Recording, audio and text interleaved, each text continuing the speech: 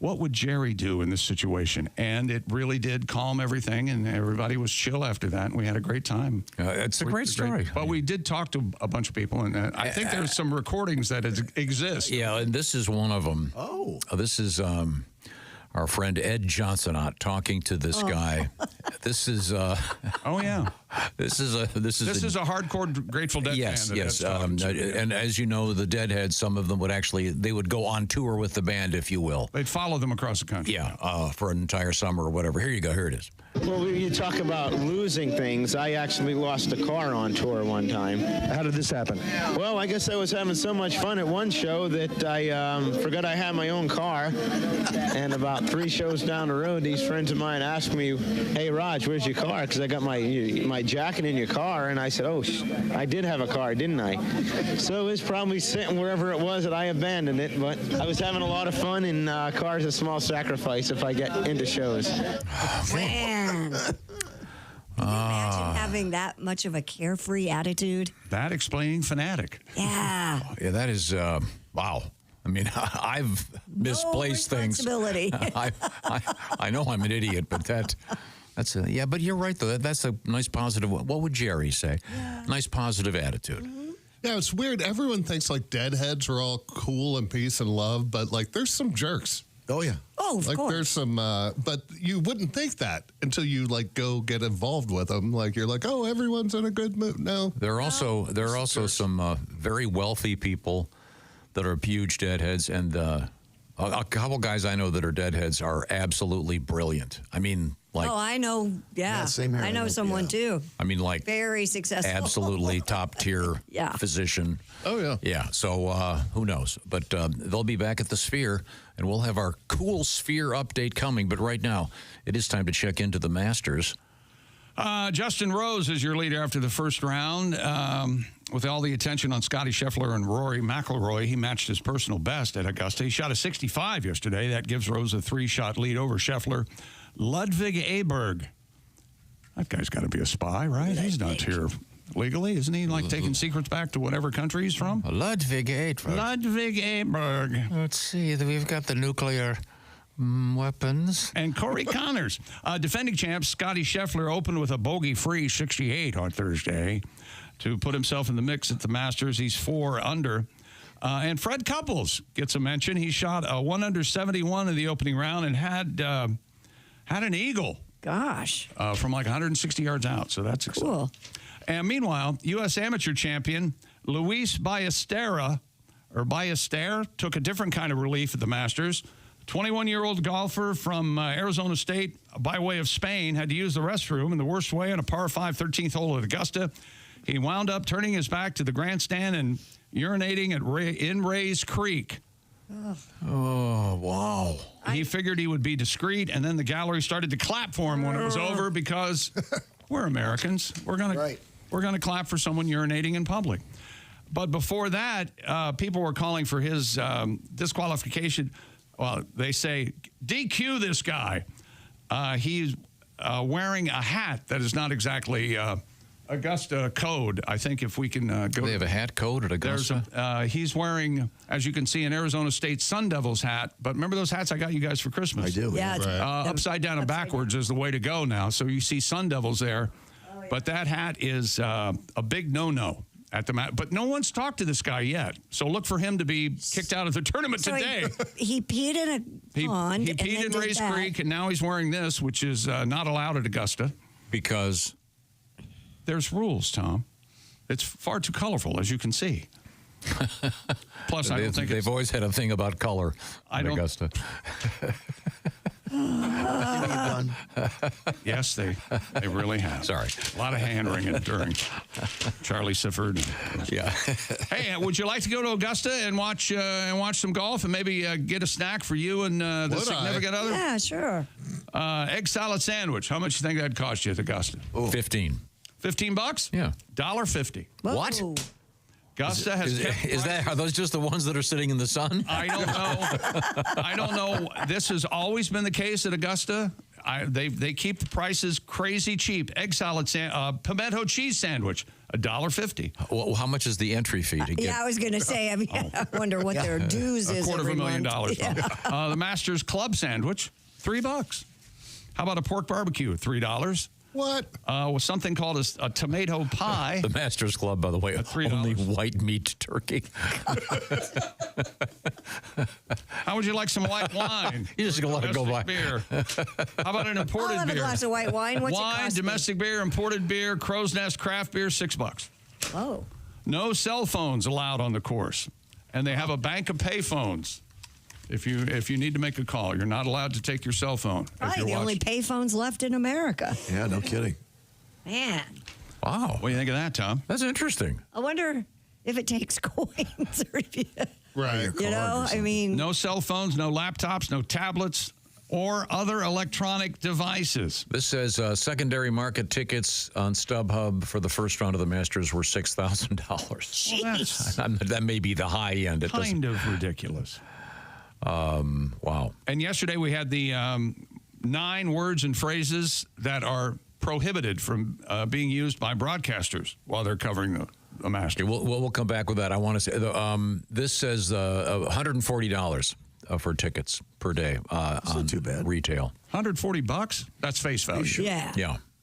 Yeah. So, but the secondary market, this says 6,000. That seems a little high. Yeah. But when we come back, we'll find out what terms you can't use.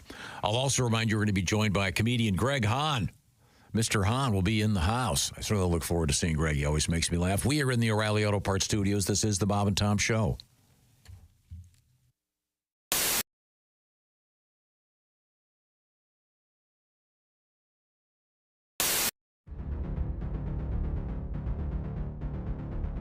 Greatness isn't given. It's earned. It starts from the ground up with every step, every move, every moment. Because when the game is on the line, you need the best. The new Sport Athletic Performance insole from Orange Insoles. Stability, support, dominance. Orange Insoles, because greatness starts from the ground up, even when you're sitting down.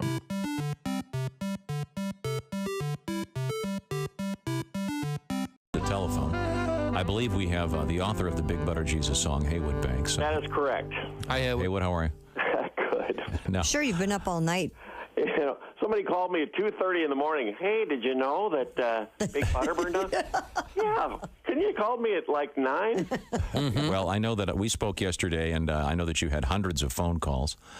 Unbelievable. Well, and we also were talking, and you have written a new verse. I have a new verse. Now, I dare I ask, is it going to be possible for you to play it over the phone? You can dare ask. Yeah. I'm anticipating the dropping of a phone. Do you have the phone crooked in your shoulder? Some lyrics. I will rest it on the arm of the chair here. All right. Okay. Well, give us a test. Okay. Put it down and then come back.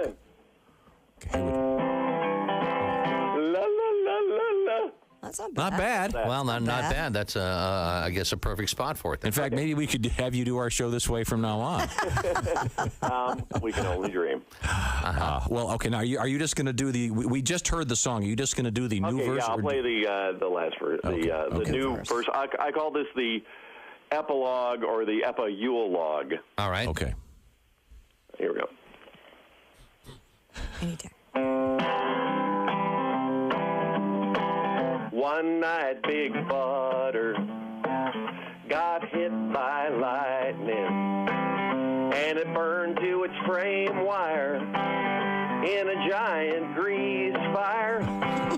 Some blamed it on Satan, and boy, that would be frightening.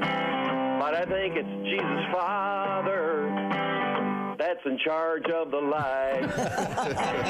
Big fireball Jesus, inflammable Jesus, oh charbroiled Jesus,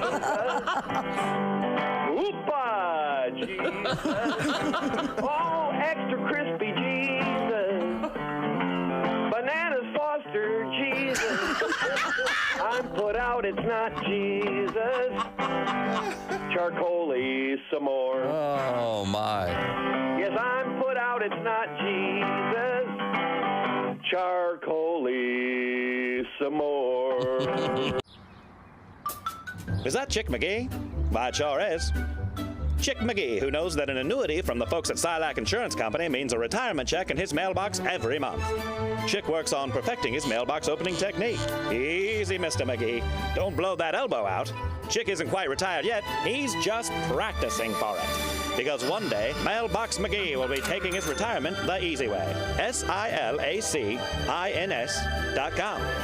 Silac Insurance Company. Our guest in the studio is comedian Bert Kreischer, and Bert is a veteran of the world of the party. He was voted the #1 party animal in the country by Rolling Stone magazine. Quite an honor. Many years ago. An honor. Mm-hmm. And you carry the mantle to this day. Yeah. You're now I guess you'd be the, party animal ex officio, what is the party title? animal cum laude? Guru, maybe? Mm-hmm. Guru to young boys, Could probably. be a guru.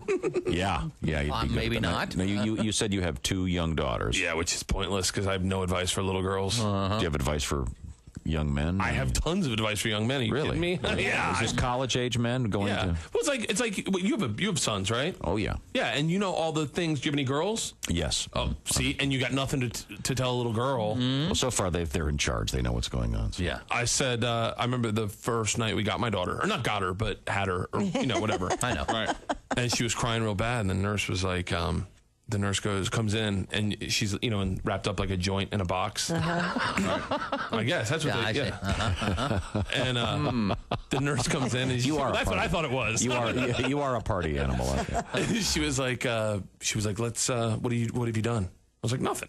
Mm-hmm. She goes, what are you gonna do? I was like, I put a towel over her face and cut the oxygen in half. I don't know, nothing. And she goes, here's what you do: take her head, put it by her heart, take your pinky, place it on her lower lip, and allow her to draw it in. That'll calm her down. So I do it, and sure enough, as soon as I put it on her lower lip, my daughter draws it in like she's trying to rip the nail off. Just, I'm like, we're stopping this tonight. Yeah. I'm not raising a daughter where that is her coping mechanism. That's a good point. Every time she gets a little spook, just, no, thank you. Okay. But I was massively unprepared for girls. I just didn't know. I never even listened to women. The only advice I got, and this for boys, you ever get into a fight with a girl? This works every time. I did this with my wife. 12 words. You are right. I am wrong. I love you. Honey, you win. And you squash it. Really? You take her in your arms, you carry her into the bedroom, and you cuddle like a team. Like a unified, like a coalition. Scratch her back and let her go to sleep. Together, happy. She won. And that night while she's sleeping, cut her hair. Not a lot, just a little bit, so you know you won. Great advice for a boy, unapplicable for a girl. Bert Kreischer is our guest. I'm glad we have this on tape because you're going to be dead very soon, I think. Yeah, we can use that as evidence, I think. Yeah, you're going to be wheeled out of your own home in a gurney. Yeah, I have no idea. It's forever, right? What am I counting the days for? You think guys doing life in prison count the days? I don't think so. You do your time, I'll do mine. Oh, no, I got out. You got out? I escaped. Coming up starting Monday, Q95 presents Pit Stop Payday. $1,000 an hour at stake. Hey, welcome back to the Bob and Tom Show at the Silac Insurance News Desk. It's Christy Lee. Hi. There's Pat Godwin. Hello. Jeff Oskay's here. I am Chick McGee at the orangeinsoles.com sports desk. Hi, Tom. Hello, Chick. Are you enjoying Java House over there? As a matter, I'm having tea, actually. Once again, it's peel and pour, ladies and gentlemen. You don't have to put it in that Keurig thing with all the germs. You just grab it, peel it, pour it, revolutionizing the office and the home coffee experience. Yes. Oh, yeah. And tea and energy drinks, et cetera, et cetera. I will be talking to you a little bit about Java House, the official beverages of the Bob and Tom Show. And, of course, we have to get back to this, if you please. A tradition unlike any other.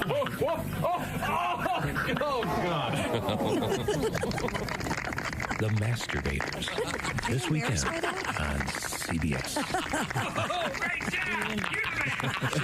You're the man. Seems odd to point to it with pride. I think it's kind of. We made that sound effect. That was lightning in a bottle. Yeah. We couldn't recreate it. We tried it over and over. That's so nice.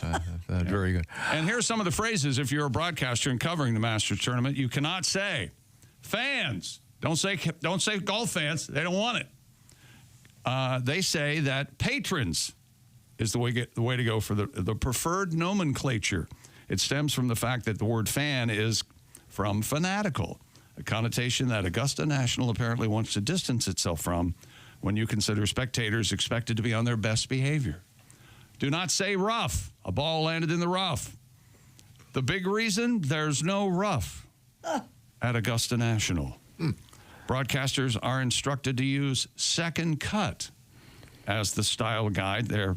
It is, I'm sure, the most well-tended golf course in the world. I guess. Yeah, I would say. You can't say sand trap. It features a grand total of 44 bunkers filled with spruce pine sand sourced from North Carolina. 12 of them line the fairway while the other 32 guard the greens. Plenty of golfers refer to those as sand traps, but you never hear that used on the television. They're back nine. Don't say back nine. You know, you're not supposed to also say back door at the White House. There's no back door at the White House. Well, I bet there was when Clinton was there. Or the East. A bulk of the most iconic holes are on the back. The iconic holes for Bill, you know. But don't say it. Don't knock them up. Go to the back. Go to the back nine. I'm soldiering through. The Masters prefers second nine instead of the back nine. Okay. There's no driving range at Augusta either. They feature practice areas. The course has a standard driving range as well as other spaces reserved for working on short game, chipping, and putting, but it is to be referred to as the tournament practice area. And you can't say country club or golf course. Augusta National is one of the most exclusive country clubs on earth, but you won't hear anyone on TV calling it a country club. It is referred to as Augusta National Golf Club.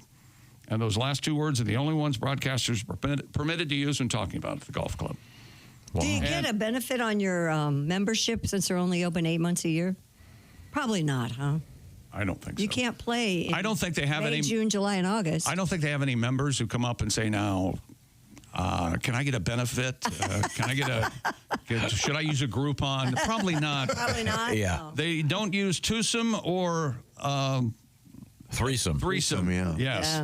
Yeah. Many people refer to as two golfers as a twosome. It's known as a pairing at Augusta. And a threesome, because threesomes are naughty, Tom. Right. You're supposed to, three golfers teeing off together is a grouping. Grouping. Not a threesome. So a foursome would be a group. That's an orgy.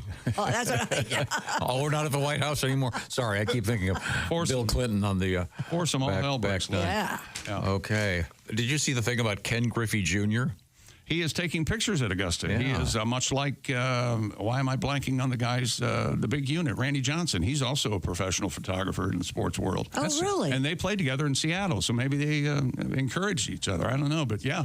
Junior's taking pictures at So he's Augusta. taking pictures of the golfers? Yeah. Oh, I thought he was taking pictures like people could get their picture taken with them. Hi, I'm Ken Griffey Jr. Oh, I bet he does get bothered. But see, you can't have a cell phone with you. That's right. I believe we have a picture of Ken Griffey Jr. in uniform. I'll be darned. Look There he at is. that. And he's got that camera looks like that's a big like a unit. telescope. That is some camera. God.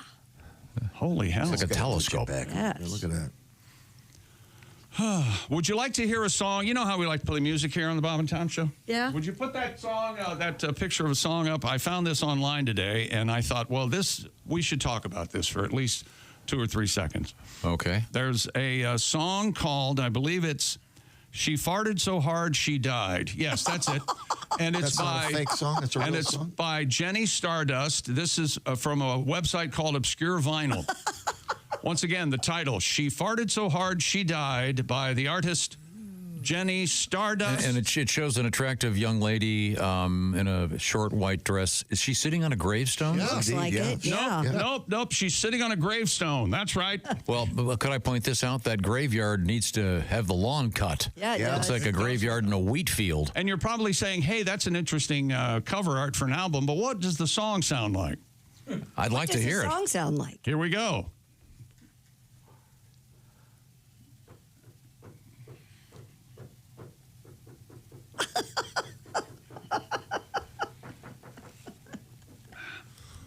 What?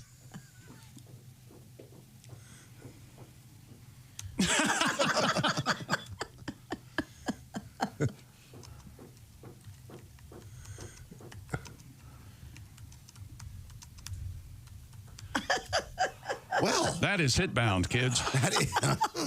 Well, Wow. that's interesting. What do you think, Tom? Wow. Nice kind of a tribute to the girl groups of the early 60s. Sure. Did she say that she's blasting for the angels now in the sky? Something like that. Blasting or flatulence. I couldn't figure out what the word was. You better watch your back, Pat. I think Boy, Jenny Stardust is coming. better than anything I've done. Yeah. Where did you bump into that tune? It just came across Twitter today, X, whatever we call it. Yeah.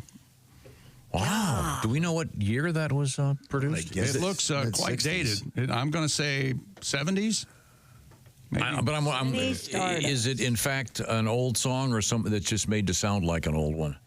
I don't know. Wow. I don't know the background of it. I'll have to do anything. I'll have to do a little homework. I'm not finding anything except for copy. It's all over the internet. You can. There's an article here. She made $200,000 selling farts. That we had that news story. Remember that? Yeah, she was bagging them in. Wow. Jenny Stardust. This says 1961. What? I believe that from the production. Holy hell! Man, she's got some nasty songs. Can you say any of the others? No, I can't. Well. No. Barking up the wrong bitch. I can say that. I like that title. Barking up the wrong bitch? Yes. Yeah, I'm going to have to do some homework at another time. I'm not prepared. You can't play that, Jason. There's another. Well, this is like a cliffhanger. We'll have more information. Yeah, this is going to take some digging. I bet you somebody related to Jenny Stardust is listening right now. Back to sports. A frustrated Pittsburgh Pirates fan wore a paper bag over his head at a recent game to protest the team's performance, but was told to remove it or leave. Tom Lohr, the fan, said the gesture symbolized pride in being a fan, but expressed his disgust with Pirate management.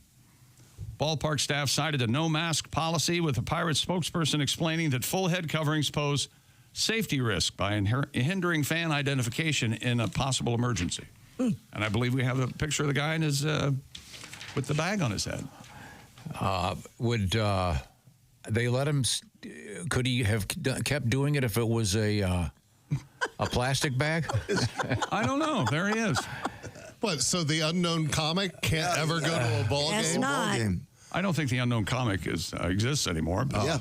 As a kid, man, when I heard that joke, what do you call 100 cows masturbating? Beef stroganoff. I thought that was the best joke ever when you're 10. It's gold. Beef stroganoff. I've never heard that. Oh, it's a classic. Baby. Stroking off. I is the, get it. Oh, okay.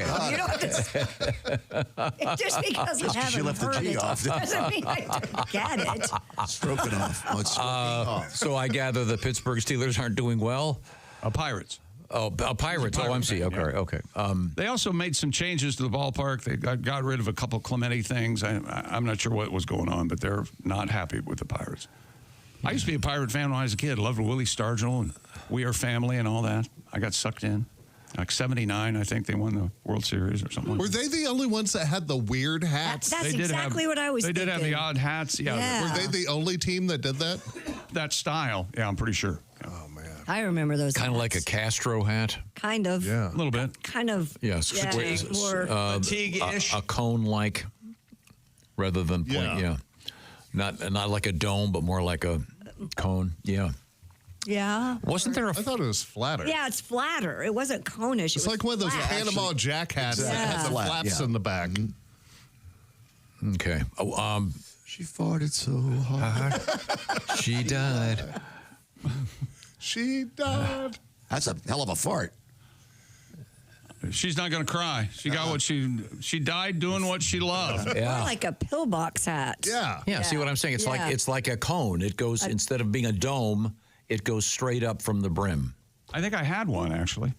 I don't know where it is. Okay, a cone has a point on the top. Sorry, I mean a cylinder. Okay. Without the point, it goes straight. There you go. We got to define our terms. Yes, no, I was misspeaking. But it kind of like DeCastro kind of wore that. Okay. Without the P on it, he had a. He had a D for dictator. It was more of a. It was a red for red because he was a commie. No, it was for fatigue. And I'm still pissed. I'm still pissed that they switched the red meaning of red. Right. Yeah. Reds used to be lefties. Oh, I see what you're saying. Now they're commies. I don't think we were aware of the term lefty. It was always red was a commie.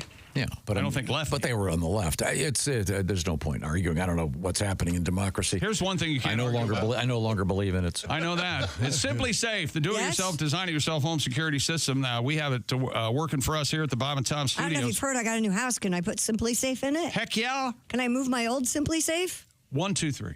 All right. You'd be surprised how easy it is.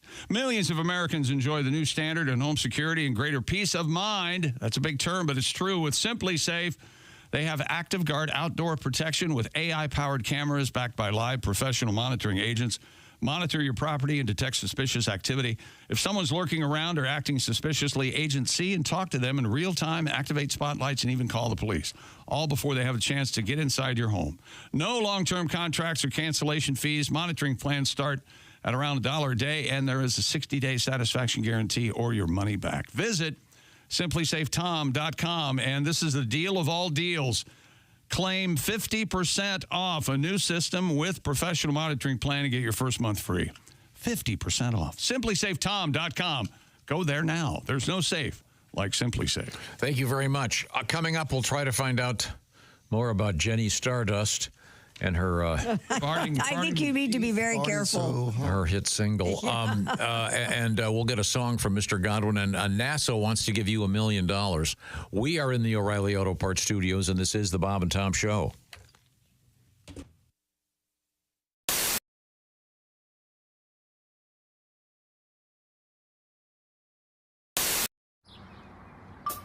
Is that Chick McGee? Why, it sure is. Chick McGee, who knows that an annuity from the folks at Silac Insurance Company means a retirement check in his mailbox every month. Chick works on perfecting his mailbox opening technique. Easy, Mr. McGee. Don't blow that elbow out. Chick isn't quite retired yet. He's just practicing for it. Because one day, Mailbox McGee will be taking his retirement the easy way. SILACINS.com. Silac Insurance Company.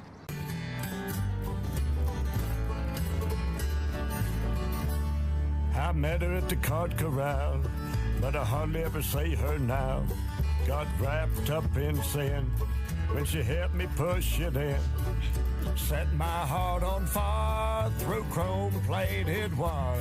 Right there at the cart corral. My cart was full of meat and that San Francisco treat.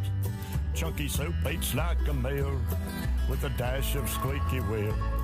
Rogaine so I won't get bald. 4 bags of Epsom salt. 2 cartons of Pall Mall. And a copy of Walking Tall. That Buford parcel was something else. Yep. Her cart was hunkered down with red bullet crown. Baby seat full of bread. Noxine before her head. The whole parking lot could see just what she meant to me. 2 liters of Mountain Dew.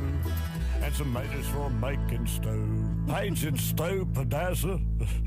I met her at the cart corral, but I hardly ever see her now. Got wrapped up in sin when she helped me push it in. It's a parking lot oasis in all them empty spaces right there at the cart corral. What I like is the parking's free and you don't have to pay for it.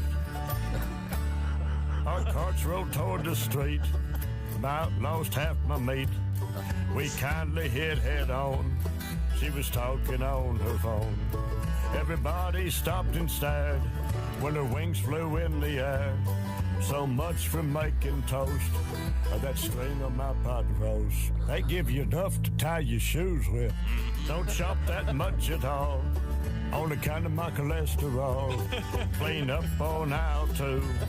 Because my heart just spilled the truth. Kotex value pack. And Jemima owed her back. So set in her ways. Better see her in 30 days. Get it? Get it.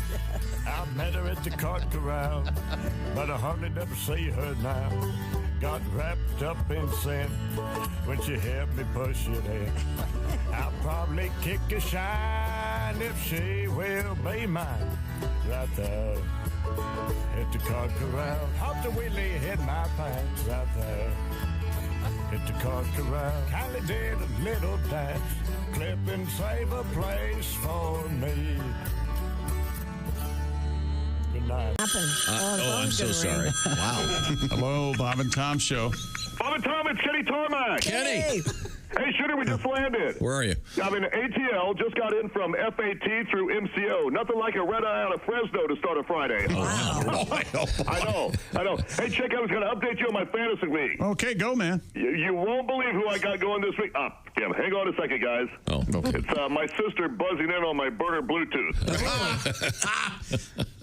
You've reached the voicemail of Kenneth Tarmac. If this is his burnout sister asking to borrow money she'll never repay him, press 1. Just kidding, sis. What's up, Jinbo? Really? Well, I'm sorry, but well, to be honest, I never liked that damn dog. No, when he humped my J. Crew khakis at Thanksgiving, remember? Well, what does the vet say? Oh, my gosh. $6 grand? I'm just saying this dog is just like your Civic. You're upside down in it. You're breaking up. Move closer to a window. How many bras did he eat? Well, Mom told you about smoking your jazz cabbage in that tiny apartment. Sounds like oh, boy. Yeah, well, apparently I should become a vet because that's almost more than I make off commission as a Region 4 sales rep at Smear Corp. No, I'm not bragging. I'm just saying I'm not the one who got divorced, kept the dog, and then got fired from Quiznos. I don't know, Jen. Your dog's too ugly for a GoFundMe. Well, and not to mention, just think about the pitch. Please help save a dog named Keno. Yeah, those are good odds. No, next dog at least go with blackjack or craps. Hang on, Skyhag's coming over. We've already landed. What? It doesn't matter what position my tray table is in. I'm running numbers. Oh, ma'am, are you familiar with the McCartney Award? I know you're doing your job, but unless you also happen to be a vet or can Venmo 6 G's to my stupid sister, get the hell out of my personal workspace. By the time we're about to have a Code 7, I'll call you for Phoenix. Boy, he has a lot going on, doesn't he? Oh, man. Oh, man.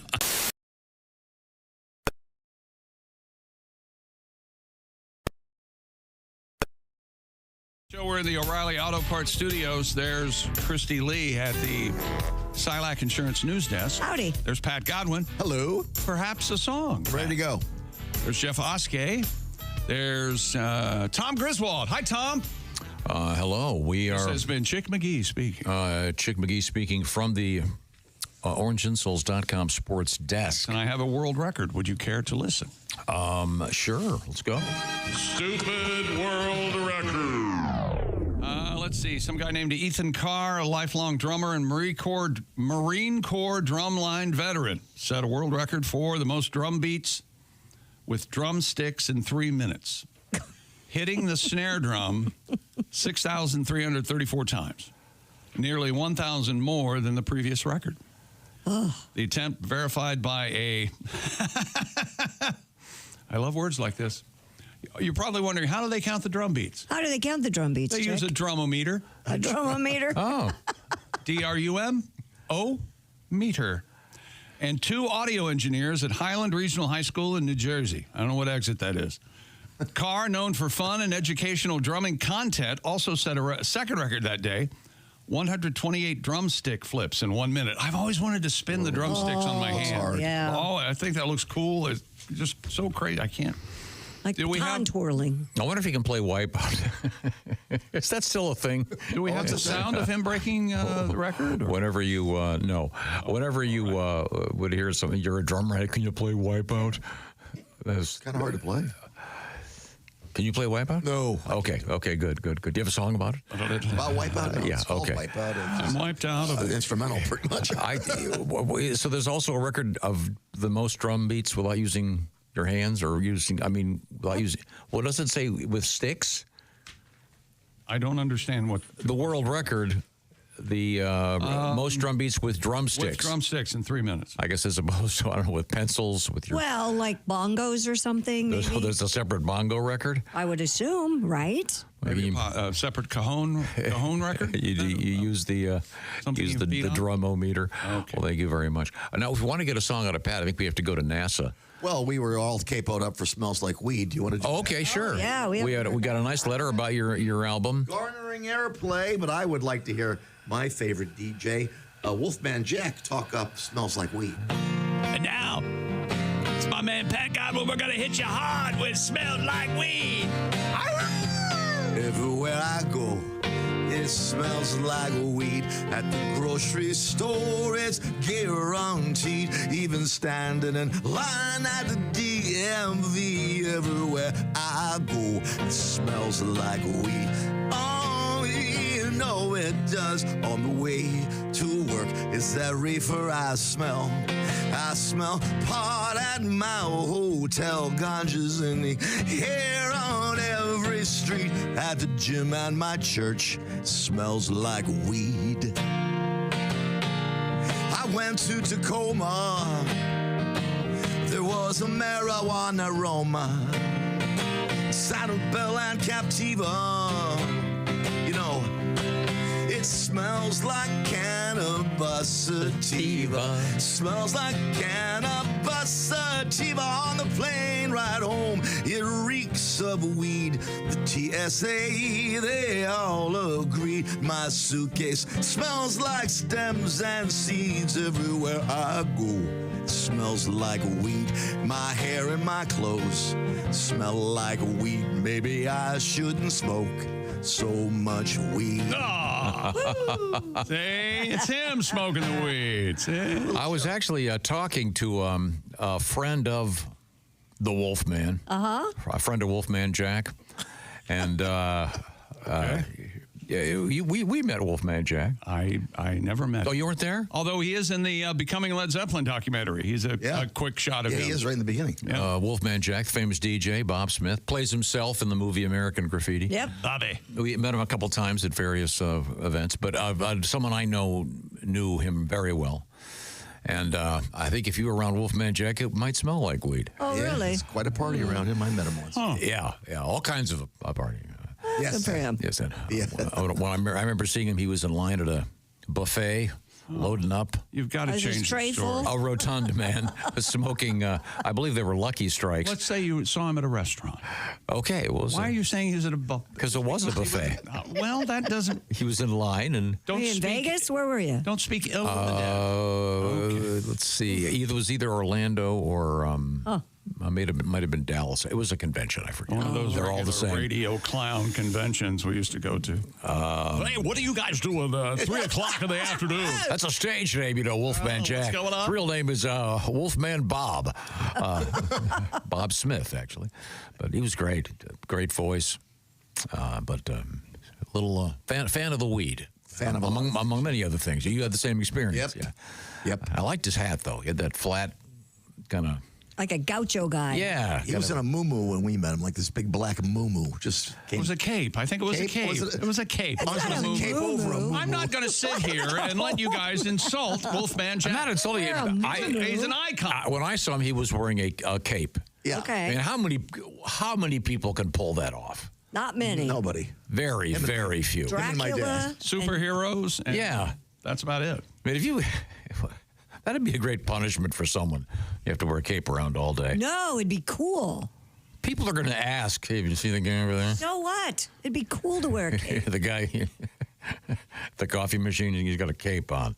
Okay, really? No, that's a chicken. It's a small. The capon is a chicken. Oh, okay, sorry. A little fun with words there. You would be embarrassed to wear a cape. There are others who would probably My father enjoy wore a it. cape once to a wedding. I don't doubt that one bit. Purple cape, about 1960. A purple cape. Of course. Oh, yeah. I'm surprised you're not mentioning sequins. No sequins. Purple and bell bottoms. Yeah. Yep, there's pictures. So your dad smoked pot, huh? No, he didn't smoke pot. Really? And he wore bell bottoms and wore a cape in the 60s? Yeah. He was a drama He was guy. very, let's call it flashy. Yeah. Yeah. Flashy theater guy. It's not the only thing he My smoked. mom wasn't happy about the outfit. It was my first cousin's wedding up in South Bend. We came over from Philadelphia to the Notre Dame area. She wasn't happy about it, huh? No, she's pissed. Well, because it's the wedding, you're not supposed to draw attention to yourself. It's supposed to be about the bride and the groom. He looked ridiculous. We were all incredibly embarrassed. It was purple. It was made for like a theatrical show that they had been doing. He had no business wearing it to a wedding. It was humiliating. He wore the Joseph and Amazing Technicolor Dreamcoat. Almost as bad as I think it was the boys in the band. I was about 12, and I was like, great. Oh, Jesus. Is that your dad? Nope. That's a guy my mom's dating. Oh, boy. So your parents were still married at the time. They were, yeah. I'm 2 years away from a divorce. Yeah. Oh, okay. Maybe Because of the that pants was, problem. Yeah. And the fact that he wasn't servicing her at all anymore. Oh, that's not too much information. That's not a surprise either. No, they had 6 kids. They did a lot of service. Well, Yeah, is he the father of all of them? Yeah. My mom, we think. Well, there's speculation about one of them. Yeah, I think I've talked to you about this. Yeah, that's all. Should have gone on the air. That's off air. Oh, sorry. I'm going to get a text about that. She's not listening. If you're just joining us, hi, thank you. This is the Bob and Tom Show. We're coming to you from the O'Reilly Auto Parts Studios. We're going to take a break from the sports desk, the orangeinsoles.com sports business for just a second because we wrapped it up, actually. Oh, did? Okay, good. I want to hear a little something from Pat, but that's going to involve going to NASA. And I'm a big fan, as you know. And this is some interesting NASA news that could net you $1 million. $3 million. Oh, is it 3 now? Oh, Yeah, wow. Yeah, NASA offering a $3 million reward to anyone who can figure out what to do with human fecal material on the moon. The Luna Recycle Challenge is looking for solutions for the excrement produced by astronauts while on the moon, including feces, urine, and vomit. Ugh. Contestants are asked to develop ways to deal with the 96 bags of waste that are expected to be left behind by astronauts. I say open the door and fill up a crater. Who cares? It's the moon, for God's sake. 96. I wonder what size each bag is. 96 bags. That is 96 of anything's a lot. So that would be over the course of time. People living on the moon, they can't just, I guess, take it back home with them. Like when I walk my dogs. Probably throws off their re-entry or something. Well, if the moon's made of cheese, they're not going to have much poop anyway. You're going to be all bound up. Yeah, sure. Now, Pat, you have a tribute to pooping on the moon? Well, we had the problem with the pooping in the actual rocket ship itself. They went through many problems. Oh, I remember. I think I can find that story. Yeah, you remember that? Yeah, they... all kinds of issues with toilets leaking. Oh yeah, they were backing up, and they developed a new toilet that was that would accommodate the ladies a little better, because they were having trouble with the space toilet leaking, and that was a SpaceX issue. But they got that one reorganized, and the French did some kind of special toilet. The previous toilet on the ISS was designed in the 1990s, and it had some issues. So the engineers are looking for solutions for the International Space Station as well as the lunar toilet. You got a little song about this? Ground control, we must discuss. Our toilets leak like on the Greyhound bus. Take a plunger and some Glade along with you. Ground control to astronaut 3. You're wearing Depends, it's okay to pee. You'll be floating in it for only a day or two. The This is Captain Tom, I've got to go, and there's not much I can do. Don't want to be known as the guy who went number 2. Just sitting in it the whole flight through. This is Matt, the systems engineer, and it smells so bad in here. I'm going to walk out side like Clooney in Gravity. It's pretty in space, but my tether came off, you see, geeky. And here I am sitting like a dead duck. There's no gas now from the ship. My face is turning blue, but I'm not breathing number 2. Ooh, no way, baby. Ooh.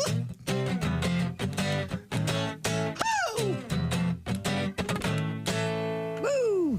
Yes. Thank you very much. The chosen technology will be to use on future space missions, including hypothetical long-term outposts on the moon. They're going to name it the John Glenn John. It's kind of a tribute. To What an honor. One of the Wee 7 original astronauts. So we now turn to Christy Lee, still at her post. You'll find her at the Silac Insurance News Desk. Don't forget to check out that pink moon this weekend. It's a full moon on the 12th and 13th, and it's called the pink moon because it's so far away. It's going to look a little like look a little smaller. Yeah, and have a little nice pink hue.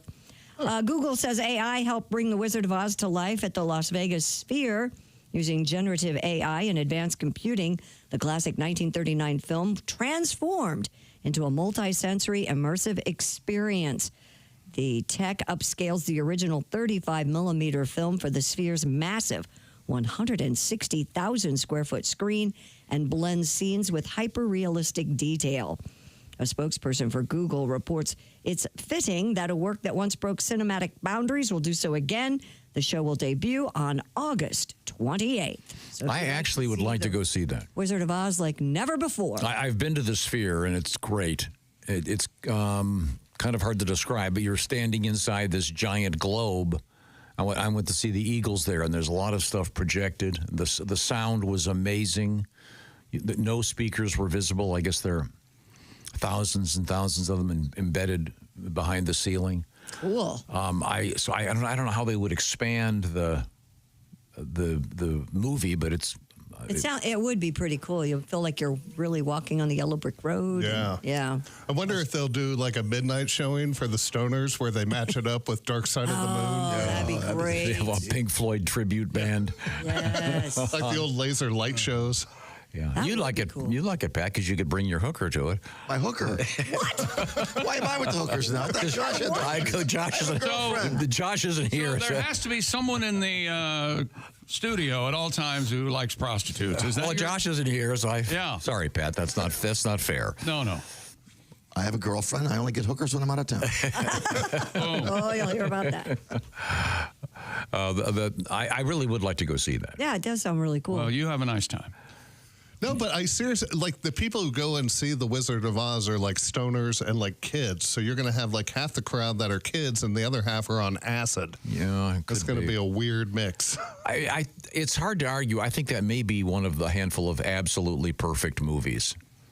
Yeah. There isn't a second of that isn't great. And didn't it always air when we were kids around Easter? Yeah. And I never got that. No, that's the Ten Commandments. No, the Ten Commandments and The Wizard of Oz was always in the spring. Well, they can't show them both. They're both 9 hours long. I know. My husband was talking about the Ten Commandments yesterday. He goes, when's that going to air? I go, well, probably on Easter. I don't know. Who was talking about it? My husband loves that movie. Is he religious? Not particularly, but he just really enjoys that movie. I have never made it through. Like, if you want to put me to sleep, put on the 10 Commandments. I will be out in 10 minutes. You only obey 3 of them. Exactly. I don't need those. Watch a third of the movie and agree with it. The picture you posted of yourself yesterday, I think. I wouldn't have picked you out of a lineup. Me neither. Yeah. Gosh, you look so different. Yeah. What did he do? Explain. It's just a young Jeff Oskey. It's me after a rave at like 4 a.m. in an How old were you? with my Like 20 years ago? 25, probably. He has no facial hair. His hair's No, I real have a short. Well- goatee, but then my hair is in Afro puffs. Oh, really? And I'm wearing some Afro puffs. Sounds like the worst cereal. There's hair in my Afro puffs. Do you have that, Jason? There we go. There you go. It doesn't look like at that. you. Even the hairline's different. I mean, oh, that looks like something you'd see on one of those crime shows, and that's you with the woman you killed.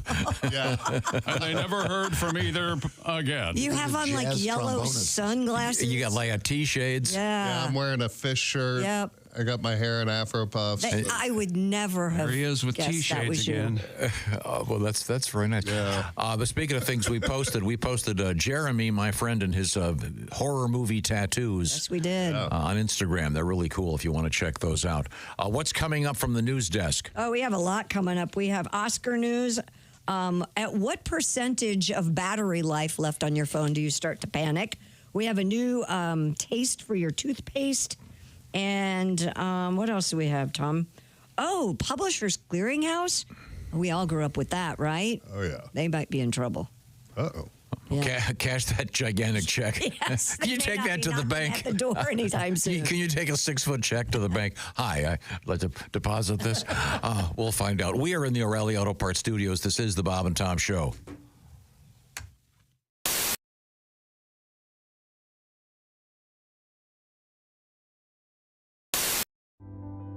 There's no easy way to say this, so I'm just gonna say it. Kay, it's over. We have to break up. I'm breaking up with you. I have met somebody else. It's just better for me. Java House, peel and pour pods. I mean, you peel, all right? You pour the Java House cold brew into a cup of hot water, and in less than 10 seconds, voila. Amazingly smooth, barista quality. You don't have this. And you're a lot of work. Frankly, it shouldn't be this much work. I've stuck by you. You know that. When you were broke, it's not easy to say, but I just have to tell you, you're gross. Java House offers me so much more, not just coffee, teas, energy drinks. I appreciate you taking this as well as you are. I was worried you'd be all steamed up about this. That's disappointing. Perhaps I gave you too much credit. It's over, and I'm keeping the cats. Java House. Amazingly smooth cold brew coffee. Enjoy barista quality coffee in seconds with no equipment required. Just peel and pour over hot or cold water. It's effortlessly easy. In fact, the hardest thing about Java House? Well, that'll be figuring out which one of their many great beverages to try next. You don't have to watch this.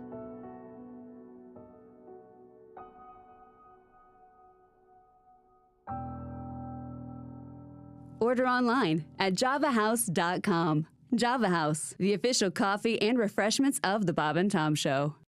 Oh my goodness, that's right. You two are brothers in arms. Is Ace a member of the Army? Oh. Look at that. Oh, Ace, I didn't know you were in the Army. How many Kiss shows you been to, Ace? Around 300. Oh, my gosh. Yeah. Oh, I just like them. I'm not nuts. Oh, my good Lord, Ace. That's too many. Oh, that's too many. They're friends. Even Peter Criss said that's too many. I'm out. Even the Catman said, give me a break. Where am I? All right, good. I'll tell you something off air now. Oh, okay. Have you been to more Kiss shows than members of the band? I was sitting with Paul Stanley one time, and he goes, You've been at more Kiss shows than the Ace. This was when Bruce was in the band. Yeah, then the Ace, yeah. Wow, See? it's really, that's amazing. Paul Stanley and I had the same sense of humor. Mm-hmm. You were in the Kiss Army when you were a kid? I was, well, listen, I'm AWOL. You know that. I couldn't hack it. I was willing to rock and roll all night. I was not willing to party every day. Oh, So I'm AWOL right now. There's a 57-year-old man, just like a kitty cat, roaming the streets looking for me. I hear him calling. Can't come home right now. Come on, Ace knows that's Beth. If anybody in the house house is going to enjoy that joke. It's ace. I love that. I'm going to do a Psycho Circus reference in a minute into one guy's amusement. Okay. Not there. You don't think I'm going to bring up Carnival of Souls and have Ace enjoy my humor? Look at Ace. I finally found a guy you can make my stupid kiss jokes with. Aren't you? These are crazy nights. They sure are. Aren't you like me? Every Veterans Day, you call Jimmy and wish him a happy Veterans Day. I appreciate that call. I put my flag out there. That's right. I put my. So you're now in the Kiss Army Reserve. I am. Yeah, I only go in when necessary, which is not very often these days. Do they still have the indoor football team? No, the team, like a lot of teams that year, went belly up. But they were horrible. They were the LA Kiss, for a horrible name. Yeah. They were a horrible team. Well, I want you to watch Tom's face on this, okay? You know, Tom, that Jimmy was a season ticket holder of the LA Kiss. Wow. I'm the only one that really loved arena football. I went to a bunch of games. My son Oliver and I really enjoyed it. But after a while, when your team always loses, you can't even have fun. There's a shout out loud again. Oh, they played deuce. Oh, they mixed it up, son. It's horrible. It was an interesting TV show. Remember that? The TV show was great. Yeah. TV show was great. I didn't see the TV show. It was a really good reality show. They did not. The editing was not as fake as other reality shows. It was pretty. Even Gene and Paul admitted the team was bad. Well, they had to. There was documented evidence of it. I believe that's called scoreboard. Yeah, it wasn't. It's not subjective. Like, Dynasty's a bad album. No, it's not, Demon. You're right, Star Child. What does Space Ace think? Let's ask the cat. Don't forget the Yonk. He wrote some of the songs. Now, did you know that the famous Kiss comic book? Yeah, blood. There was actually blood in the ink. Mm-hmm. Well, that's what they said. Well, there's photographs of them pricking their fingers. They show them adding the blood to the ink. Okay. I have an original pressing. You do? Absolutely. So does Ace. You still have that? Yeah. Now, is your young son interested in Kiss? Boy, did I try. I took him to 2 concerts. He went to see Kiss twice. Once at 5. Turns out that's too young. And that was dumb. Boy, you want to feel like white trash. Bring your 5-year-old to a concert. Holy smokes. That was. And then get recognized. Are you to be part of it? I am not. No, I don't know who would bring their son to this show. That's an infant. Nobody should bring an infant to a show.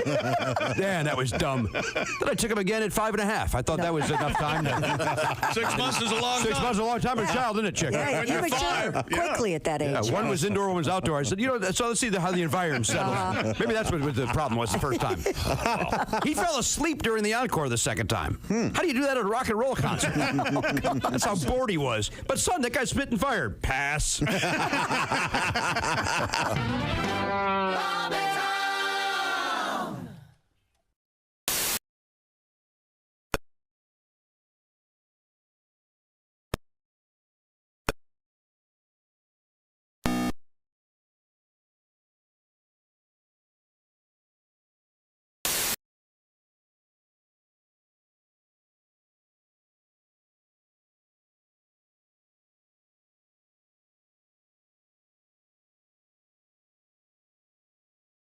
What'd you call those, Jeff? Afro puffs. Afro puffs? Yes. Yeah, do that tonight. No? No, that was a one-time thing. Drug-induced, I'm sure. Coming up, Q95 presents Serious Cash. Hello. Hi, welcome back to the Bob and Tom Show. What happened? I was daydreaming. I'm sorry. I've got. Were you thinking of you? Coming up, we have comedian Greg Hahn. Got a problem here. What's your problem? I'm reading Dear Abby. We can solve it. Dear Abby, my husband and I are the parents of 3 grown sons. Our middle son, Kurt, 29, has been in conflict with his younger brother, Jared, 26, for more than a year. Kurt started doing stand-up comedy. Jared now has also started doing comedy. Uh-oh. Yeah. This is a problem. Kurt has not attended a family gathering where Jared is in attendance for more than a year.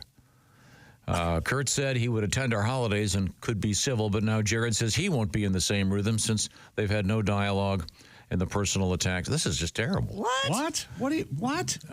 Show together or something? I don't know. They're both trying to be. They're working on being comedians. Well, at least they're not stealing each other's material, right? I don't know. They say, as you can imagine, parents in turmoil, right? We don't find any of this funny. Yeah. Oh, 2 comedians. Oh, I thought you were going to. They didn't find anything funny about 2 of their sons being losers. Pay their rent. Yeah. He ain't funny. He's my brother. I mean, I don't want to call you out, but don't you have 2 sons that are comedians? Yeah, of course. No, I didn't write this letter. I know they get along just fine.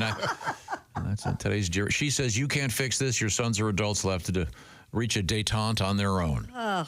Okay. Well, that's just common sense.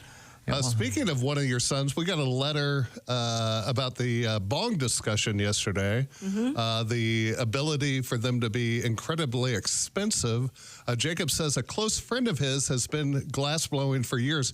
About 5 years ago, he got into making dab rigs, which is like a bong. And was recently given 5 acres of land and a 1,400 square foot home in exchange for one of his bongs. What? Which is absolutely bananas, but true. That's from Jacob. What's a well, first of all, what is a dab rig? A dab is concentrated marijuana that you smoke like crack, pretty much. All right. With a fancy bong. It's a fancy bong that you use a blowtorch on to smoke, oh my God. to smoke marijuana. It's rebasing pot. And this guy traded it for a house? Yeah, for a house of 5 acres. Okay, what part of Russia is this in? That's incredible. Is it right next door to the Gulag? Yeah. Wow, okay, very good, very good. I learned something today. Dab rig. Oh. I know more about this than I ever thought I would. Me too. And I'm just sitting here. I remember I was, we were hosting a big event in a very large downtown hotel. And I went into the men's room. You forgot major American city. It doesn't matter. Okay. It was a very large. Anyway, I went into the men's room and I was peeing and I heard this sound coming from one of the stalls. And I looked and the guy that was in there, his feet were facing the wrong way that one would usually be in one of those stalls. Okay. Unless he was urinating. Yeah, but he wasn't. Okay. The sound was not. He was blazing up, right? And then the door swung open, and he had a Bernzomatic torch. Yeah. You know, those things the size of this was the size of a fire extinguisher. And he was a very, very tall dude with a leather overcoat and just smoking crack in the bathroom. Yeah, but you think he was in the Matrix? Sounds like he was in the Matrix. But my dumb question is, I've used one of those torches. You like the torch? It burns them out. I like those. They're good. They're good for lighting fireworks because a fuse is going to take that thing seriously. Oh yeah. And creme brulee. Yeah, I was thinking. Yeah, exactly. How do you can't put it back in your coat? No. That'd be too hot. I mean, do you suppose he had to? Would you think he put the tip under the sink or something in the water to cool it off? No, I think you'd be surprised how quickly it cools off. Really? Okay. I don't know. But he just said, hi. What the hell are we talking about? Well, Jeff's obsession with $10,000 bongs. That was your son. Okay, sorry. Do you own a bong? No. Have you? Have you? That over? No. Have you ever? Yeah, back when I had that picture taken, I owned like 5 bongs. Oh, ergo the. Oh, you mean the Afro puffs? Yeah, like I grew up. I got kids. You can't have a bong with kids around. No. Maybe there's a kid-friendly bong out there somewhere. Fisher Price, or maybe a Little Tykes bong. Yeah, Ellie's first. That actually leads to an interesting story. Nap time, Billy. Today's fun fact. I found this story. I thought it was really interesting.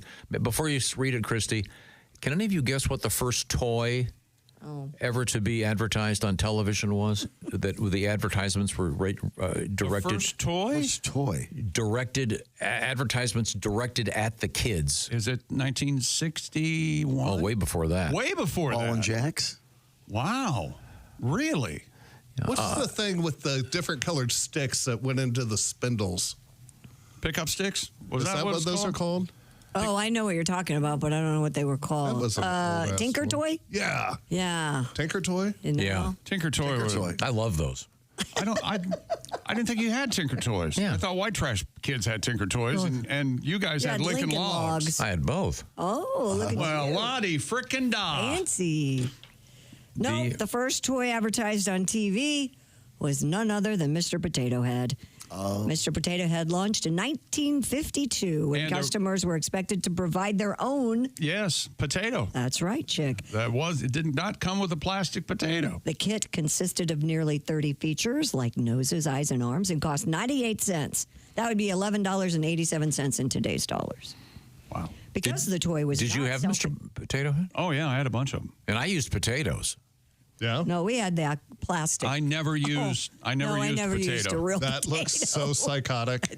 That looks like a horn player from New Orleans, doesn't it? Oh, my God. Big Head Jones. Yeah, he's great. Yeah, he's got a little mustache. I'm sorry, Potato Head Jones. Because the toy was not self-explanatory, Hasbro decided to produce TV spots, making it the first time a toy was advertised on television, and helped them sell more than 1 million Mr. Potato Heads that year. Man. And then they found out you didn't have to use a potato. You could And of use course- a watermelon or whatever. Well, does it say there why they changed up to the plastic? Yeah, it was not until 1964 Hasbro released the plastic potato-shaped body with holes for limbs and facial features. The plastic accessories no longer needed to be sharp enough to pierce an actual potato. Apparently, the parents were finding vegetables rotting in their kids' bedrooms, and they had to be so sharp. I'm sure that was a puncture wound problem with the kids. But that's much cooler with a real potato because you could have all kinds of weirdo, deformed guys. You can also put bacon and sour cream and butter on it. Oh, the most delicious toy Load ever. that up. Oh, yeah. No. You can't say a potato bar. I got yelled at during the Super Bowl, the baked potato buffet. People don't do that. Right, Tom? Well, no, you said that was the number one snack served at Super Bowl parties was baked potatoes. I And stand by that. I beg to differ. I stand by that. But that was a fun toy. I really loved Mr. Potato Head. Yeah. Okay. Really? I did, yeah, because then you'd have different sized potatoes, and you could make them talk to each other, and they could become friends. They could argue. It was like having little dummies. You go, "Hi, how are you?" Oh my gosh! So they were like puppets for you. Yeah. Oh, but they were fun. I loved Mr. Potato Head in the Toy Story movies. So great. Our descent into madness continues. Oh well. Do you remember the first toy that you wanted to get because you saw a commercial? G.I. Joe, probably. Fighting Man from G.I. Joe, Fighting Man from Pat, you remember a toy that? To that football vibrating thing I saw on TV and had to have it, and it sucked when I got it. Remember the vibrating? Yeah. That was terrible. The good one was photoelectric football. I don't remember that. You'd have plays on cards, and you would lay them down. Did you have that, Chick? I did have that. You know that. You'd lay them down on a tray that was lit. And then the other guy would take the defense, and he'd have a. Then you turn the light on, and it would show you. The lines would intersect, and that's how much. It would show you where you got. Yardage you picked up, or whatever. That was fun. Involved a lot of strategy. But compared to today's video games, where you can see the zits on the running back wall. Go back to the first graphics of Madden, and now look at it now. You can't tell the difference between Madden and a real game. Yeah. Okay. Good luck. My son plays a game called Red Dead Redemption, and when it gets cold out, the horse's testicles actually go up closer to the horse than when it's hot. Are you serious? I'm dead serious. Wow. Well, now that's realism. And it's only getting better with the new controllers. And wow. Honestly, as an old person trying to play video games nowadays, the controller's too many buttons. I came up with a Atari joystick, one button. Now there's like buttons on the bumpers, buttons on the side, buttons on the front. There's too many buttons. Yeah. Buttons on the side, buttons at the front. Totally confusing. It's totally confusing. I'm trying to play video games, but I'm an old man. Okay. Christy, did you ever do like Mr. Sweet Potato Head since you're so nice? No, I never had that. I did have a Mr. Potato Head as a kid, the plastic version. But my first toy that I wanted from TV was the Easy Bake Oven. I mean, I wanted one of those so bad. Those brownies. Those don't work anymore, do they? With LED bulbs? Well, you're going to have to leave it in there for 6 years. I don't know what happened to the Easy Bake Oven. Did they still Probably house fires, primarily. I never had a problem with it. How long would it take to bake that sucker? Oh, a long time. Yeah. Yeah, I remember my sisters doing it. Yeah, and they were like, they weren't very good. I remember they were horrible. Yeah. I've said this, but my favorite one from TV when I was a kid was the vacuform. in the commercial, it's this plastic. It heats up, and you put these plastic squares, like cheese squares, they look like in there. And then in the commercial, it's making airplanes that fly and cars that drive, and it ends up with these really cheap little molds. and how I didn't burn the house down, I don't know. Would you put them in the oven? No, it was like a thing the size of a big watermelon, and you'd clamp this thing down. It would heat up and smell and stink the house up. It's a miracle I didn't burn the house down. I doubt if they make vacuum for them anymore. We are in the O'Reilly Auto Parts studios. Coming up, Greg Hahn here in the Bob and Tom Show.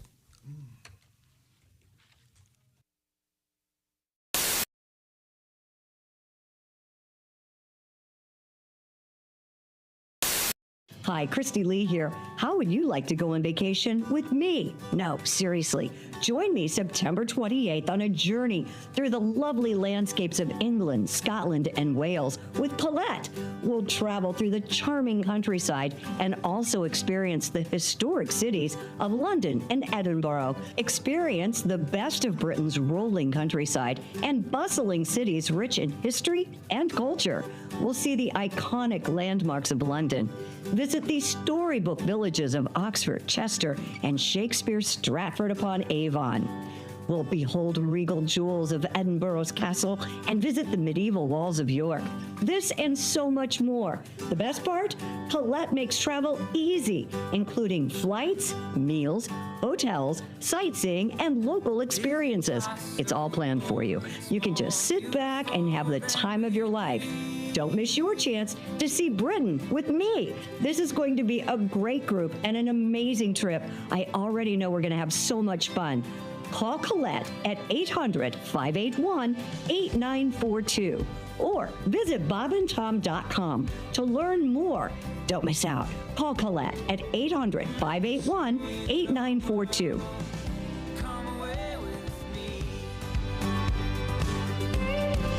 Even the title, Love Actually, and none of it could actually ever...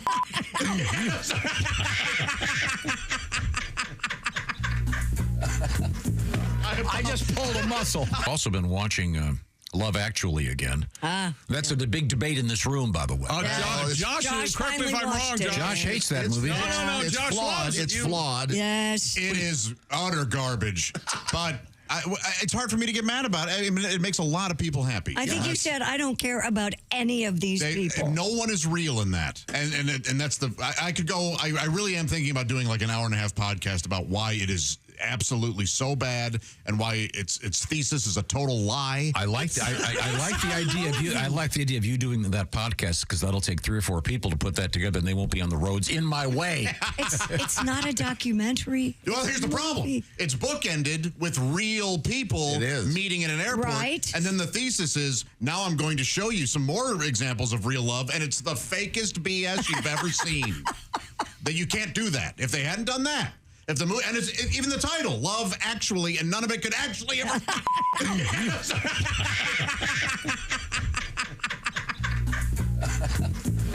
I just pulled a muscle. I'm so sorry. We'll be back with more of the Bob and Tom Show. My fake anger may have just gotten me fired. I think my ACL just tore. Jason, did I get it in time? Not even in there. If you want me to stay, I'll be around today. What y'all miss on? Fresh, I think. I'm not sure. I got it off the greatest. What's the name of that song? If you want me to stay. Oh, God. And you got to say it just like that. Josh. It's not fun. No more Love Actually talk. I'm so sorry. You know what? If we watched that together, you would be amazed and possibly disgusted. I can't. This is a true statement, and I might cry. I can't watch it anymore. I can't. It makes me cry too. It makes me too emotional. It makes me so emotional. I can't tell you. It's very sweet. Yeah. Is it? Yes, it's very sweet. Although I initially did had a problem with Hugh Grant dancing around whatever the hell he was dancing around. And I don't care for the Pointer Sisters. Don't care for it. But yeah, he's playing in one room and all of a sudden he's dancing around the house. You can't hear the music anymore, Prime Minister. What are you dancing to? So you've got a problem with housewife sound Don't system. you like the old guy, Bill, what is it, Nighy, whatever it is? Singing away, and then No, not really. No. You don't like speakers all throughout the house? That's not That's never. No, that's not what's happening. All right. You don't think 10 Downing has a pretty good speaker system? It's never established in the movie. I think one could assume that 10 Downing Street might be the now keep in mind also most heavily wired that Josh building is in all of England. One of the top 3 foremost authorities on horror movies. Yes. And you're. I love a lot of garbage. So do keep that in mind. That's another chapter title. I got to start writing these chapter titles down. I love a lot of garbage. Greatness isn't given. It's earned. It starts from the ground up with every step, every move, every moment. Because when the game is on the line, you need the best. The new Sport Athletic Performance insole from Orange Insoles. Stability, support, dominance. Orange Insoles, because greatness starts from the ground up, even when you're sitting down.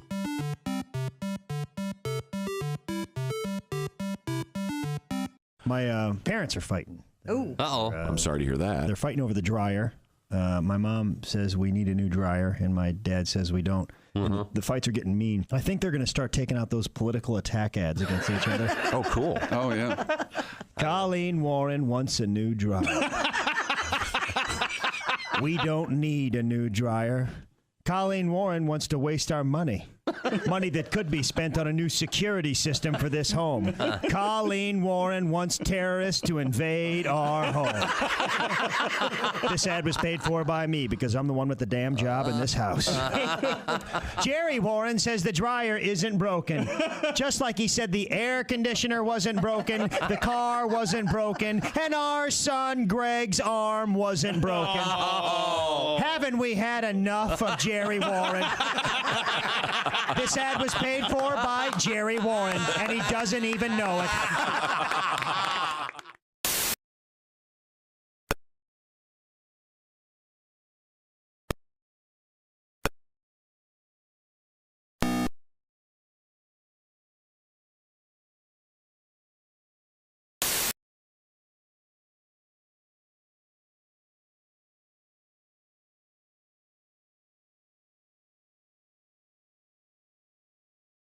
Jeff Oskey, another swell fella.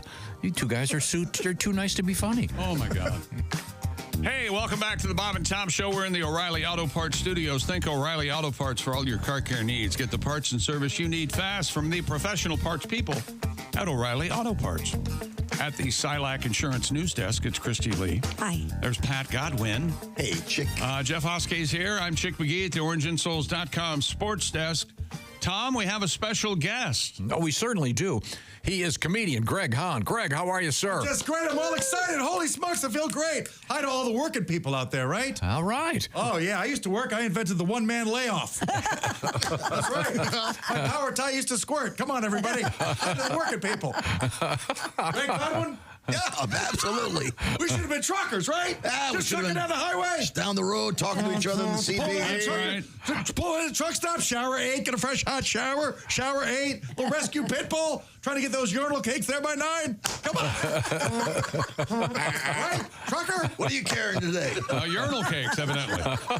Really? What I heard. You got to get in there by 9. By 9. Okay. Good, man. I got a lot of 9:01, sleep. you're too late. That's right. That's right. I got some sleep, man. I took my periwinkle route. Knocks you right out. You got to wear a diaper. Is that right? I'm excited. Just had my DWI reduced to a DWC, driving while constipated. Come on, do a joke. I'm fired up. Thank you very much. Greg Hahn has joined us in the studio. Greg's on a little mini tour. Oh, yeah? Among other places. Are you aware of this? Greg seems surprised, yeah. Check we got. It'll be Lafayette, Indiana, coming up at Curly's Bar Saturday night. And then Lowell, Arkansas at the Grove, April 25 and 26. Erie, Pennsylvania at Keller's, May 8, 9, and 10. You're going to be all over the place. This is amazing. And then at the Toledo Funny Bone on June 8th. Yeah. That's great. Toledo Funny Bone. Yeah, my arena tour. No, that's good. That's good. Now, did you hear about those? I just read the Dear Abby letter about the two brothers. This is a legit letter to Dear Abby. They have 3 sons, but 2 of them are both becoming comedians, and they won't speak to each other anymore. Why not? They're not getting along. I guess the one guy thinks the other one is taking his. It's his idea. I guess I don't know. Well, the other guy probably is stealing it. Yeah. Maybe one's not funny. Who knows? Maybe, but I heard that they have not come to a family function. This is not a joke. They have not come to a family function in more than a year. But the Dear Abby says invite them both to Thanksgiving. I heard the one brother said to the other, I'm going to go to Thanksgiving, and the other brother said, "Who books that?" The classic. That is a hardcore comedian joke right there. Oh, sorry. Yeah. I could have said, hey, if their dad died, are you going to the funeral? Who books that? Okay, that's funnier. Thank you very much. We have Christy Lee at the Silac Insurance News Desk. We've got a lot to get to here. What's going on? A new survey has pinpointed when folks start to panic about their smartphone battery dying. Anybody want to take a guess on the percentage? 35%. Yeah, right around there. 33%. When does the light go on? 20? Doesn't the thing at 20%? It turns to red. Yeah. I don't know if anything lights up. 19%. Chick, you're very close. 38%. Aha! Is the dip before panic sets in and people seek out a way to get it charged. 35% of respondents feel content waiting until the juice runs to below 20% before thinking about finding a way to charge their phone. Less than 15% said they do not worry about their phone's battery until it dips below 10. Charging anxiety stronger among younger generations, with worries setting in for Gen Zers and millennials at 45% battery life. I don't even look at my phone. I don't even have any idea. You ever run it out? No. Have you? Oh, yeah. Really? Sure. I've run it out. I believe that. This is why I don't want to get an electric car. Yeah. I'm going to be that. I'm that guy. You couldn't make it to Chicago. I forgot to. Oh, I forgot to charge. Yeah. At this point, though, there are places to charge it virtually everywhere. I mean, even at the airport now, you can go direct. As long as you have if you have a cable or something. That's one of my favorite stories about you. Didn't you get into a fight with a fellow traveler at some airport about... I did. Hogging an outlet? Go ahead. Tell us the story, Tom. I had a... what do you call it? I had a plug. It was like a little bigger than a golf ball, but it had... it had two inputs on it. Right. Two USB inputs. And there was this lady sitting there, and she had a thing plugged in with it. And I said, Kay, I got a splitter here. Can I put this in here? No. I don't blame her. Snooze, you lose. And then I said, what airline do you want? Oh, yeah, they're famous for crashing, ma'am. Goodbye. Oh, my gosh. No. Did you actually say that? Or you? No, I should have. She just said no, and you were polite and backed off. Yeah. And there was nowhere else. And how does she say no again? Now. Okay, man. Terrible. Gotta use that phone, I'm sure, to charge it up so you can call Bitchfest 2025. Oh, hey, you've never been to Bitchfest. You're the keynote speaker. The last airport I was in, the seats that you sit in to wait had chargers. Yeah, this was great. This was one of those places. I forget where they had like a bar kind of thing with four seats. They were late to the party. Yeah, but now they're everywhere. Yeah, And I remember when you used to have to buy Wi-Fi at the airport? Oh, yeah. And that's scam. You had to buy it for a year, and then what is it, BOGO or GoGo? Whoever owned that, I hope they were publicly hanged. Wi-Fi should be Seems free. a little Wi-Fi should be free in this world. Right. Hey, why are they hanging those guys? Well, something about Wi-Fi at the airport. Yes, well, making people look. I need it for the next 40 minutes. Well, you have to buy it for a year. Oh, thanks very much. You're paying taxes for those airports. They can afford to put Wi-Fi in. Okay. Oh, Lord. Are you looking for a new flavor of toothpaste? I'm looking for anything, Christy. Anything you got, I'm looking. Okay, you let me know.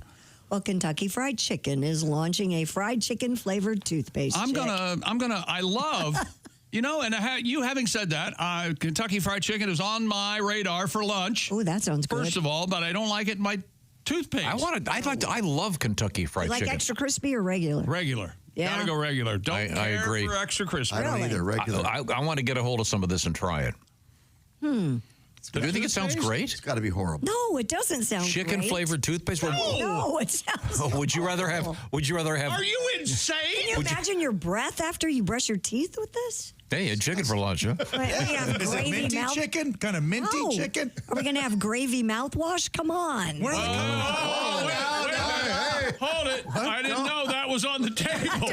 I like their gravy now. I certainly don't want.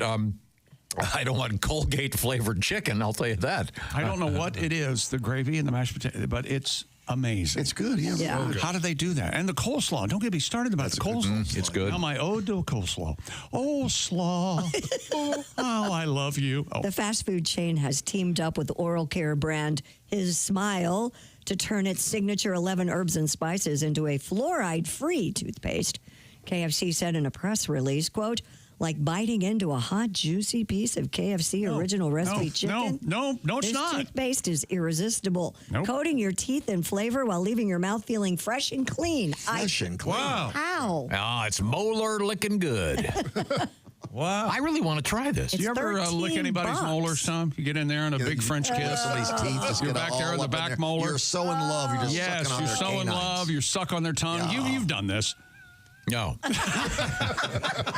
Greg, I'm sorry. These pervs are great. Toothpaste is available for $13 on His Smile's website for a limited time. A matching electric toothbrush is being sold for $59. Whoa. There it is. There's a picture of it. It's got the kernel right on it. I take it all back. I'm not using the toothpaste, but by God, I'm using that toothbrush. I am that too. thing rocks. That looks very cool. Look at that. The kernel's on there and everything. Imagine a new girl coming in your bathroom. What the hell is that? They're just ripping off my toothpaste I came out with. Game-ish corn hen. Is that right? I think it. Will you try it if we get it? Yeah, sure. I'll try it. I'll try it. You're not supposed to swallow toothpaste, though, right? No. No, but it's just the flavor in your mouth. But I don't understand how it can taste like chicken and leave a fresh, clean taste in your mouth. I don't know. But you and I agree on Jess, you're something. gonna have to order that. I despise mint. You I do? don't like What that. kind of love it. My toothpaste son do you hates it use? too. I don't like. I Mint can't should be stand outlawed. mint gum. Ugh. Love it. The great taste of pine in And whatever you're eating. No and thanks. the mint ice cream. Ugh. Oh. Chocolate chip. Mint chocolate chip. Boo. Delicious. Greg, No. Greg, you're right. No. It's fabulous. It's incredible. That was my favorite ice cream for years. Last time Greg's going to be on the show. I had no idea you like mint chocolate chip. Give me the forms. Oh, I know. How can we take chalk and ruin it? Put mint in it. Yeah. You know what this needs? Mint. Boo. Suck. Okay, sorry. What do you guys do at Olive Garden? You don't even eat the mints? Come on. No, those Andes mint. No. You guys are wrong. If they put caramel in there where the green thing is, then you'd have something. Why don't they do that? Andes, I bet they do, bet probably. they do. Now, Hang on, don't bother me. I'm ordering Andes caramel mints. Don't bother me. I have bad news. Jess says they're already sold out of the toothpaste. What? Yeah. We just found out about it. Well, you know what? So now I got to go to the black market. Andes toffee crunch candies. Ooh. Andes caramel. Go on. Tell Hooker to go on eBay and see if we can get it. But it's got to be sealed. I don't want to get some guys, taking a syringe and jizzed it up. What? What he said was he doesn't want any Kentucky Fried Chicken toothpaste jizzed up. Does everybody understand this? That's a taste. Oh, when you say it, it makes sense. Thank you. That's what I thought.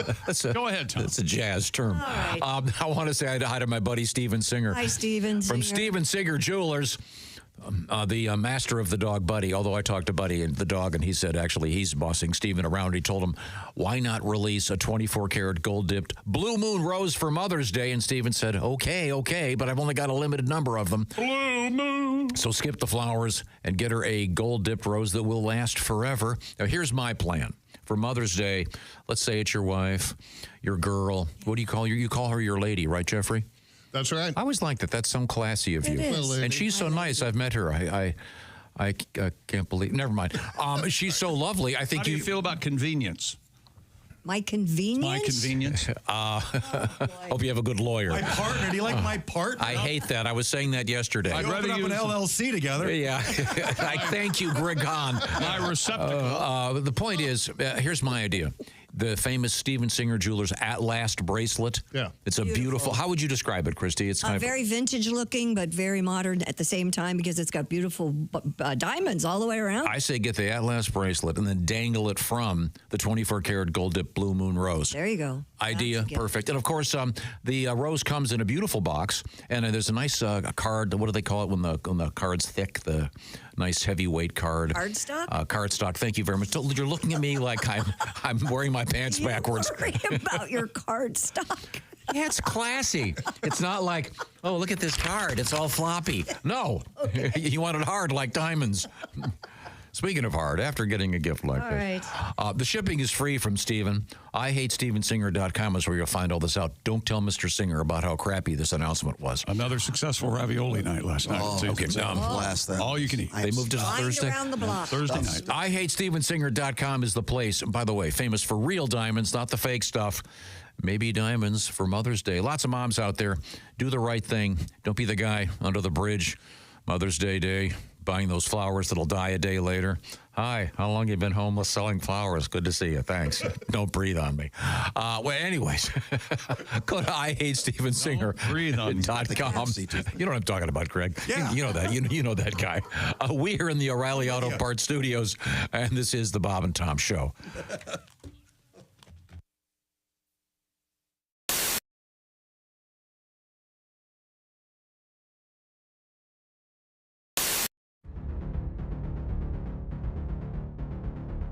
Greatness isn't given. It's earned. It starts from the ground up with every step, every move, every moment.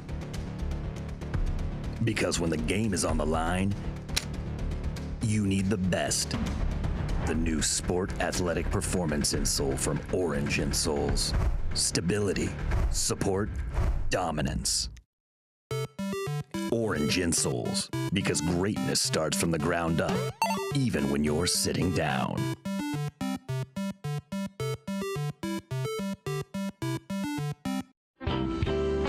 This is Todd Berry. Once again, Todd has just established that he's not into astrology, but he's very proud. And now I'm going to read an offbeat news item. I can back that up. My numerologist told me that astrology is a bunch of crap. How many times did she tell you? Yeah. Okay, I'm sorry. Go ahead. This is a woman fried 8 goldfish amid fight with ex.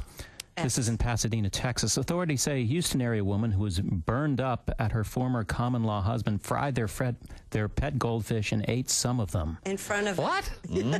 Pasadena police say it's a civil matter and no charges will be filed. The 7 goldfish were purchased together by the couple during happier times. Now, this sounds like it's from The Onion. I know. It does. Remember when we bought the goldfish? How much in love we were. Police spokesman Vance Mitchell says the man reported on Saturday that the woman took the goldfish from his apartment. Mitchell says the two argued earlier about some jewelry the man had given her but took back. She wanted the jewelry returned. So the natural go-to response is to eat goldfish. Right. Of course. Officers who were dispatched to the woman's home arrived to find 4 fried goldfish on a plate. The woman said she already ate the other 3. Show him. I mean, you do eat other kind of fish. So I guess, but jeez. Stay away from her. Wow. That's a kind of basic instinct. What was 7 that? goldfish. Oh, the bunny Fatal rabbit. Attraction. Fatal Attraction. Bunny. Glad they didn't buy a dog. They bought the goldfish together. During happier times. Oh, yes. 7 goldfish. When did they buy the deep fryer? Next summer at the State Fair. When you become a Bob and Tom VIP member, you get more and less. Wait, what? Which one is it? More or less? It's both. VIP members get more stuff to hear and less commercials not to hear. So Bob and Tom VIP is a good deal? Yeah, more or less. So how about giving Bob and Tom VIP a try? Get the link at bobandtom.com. 1 scoop. Big scoop. That's a huge scoop. 2. That's not 2 a big scoops. blender. Okay. 3. Hey, don't. No, you're not going to run out of room. No, you're not. No, you're. That's perfect. There's milk right there. Milk and pour about. You want to put a little whey protein in there? A little more than that. A little more than that. Yeah, come on. There. Hey, a little more. All right, that's Okay. good. Now load it with Oreos. Yeah. All right. We have vanilla ice cream. In the blender, not in your mouth. Don't eat the Oreos yet. All right. How many you got there? I don't think I've had an Oreo in years. That one and another stack that high. Is that an even number? Oh, for Did you count them? sake. How many you got there? It's bad luck. You do not number Keep four. going. Yeah. It's bad luck, chick. Did you All count right, them? that's enough. No, it isn't. Keep going. Shut your hole. This is our shake. You're not going to be able to drink it. You're going to have to eat it with a spoon. That's fine. Put more milk What is in that? it. 15 Oreos? Oh, this is it's going to be perfect. It'll go right up to the top. Peanutopolis. That's hilarious. I love it. All right. Put a Klondike bar there. Come on. Throw in the Klondike What bar. would you do for a Klondike bar? I'd kill some Klondike bar. Throw a little more milk in, chick. Klondike Come on. bars in there. Blah, blah, blah, blah, blah. All right. There we go. There you go. That's there good. you go. Just let Okay. it go. Keep going. God, look at that. That's heaven. Look at that. Snickers bar. Look at that. Snickers bar looks like it's swirling around the bottom of a toilet bowl, doesn't it? You're Where did putting that more come ice from? cream in there? Yes. Now you go. Now blend her up there. Oh, one more. Come on.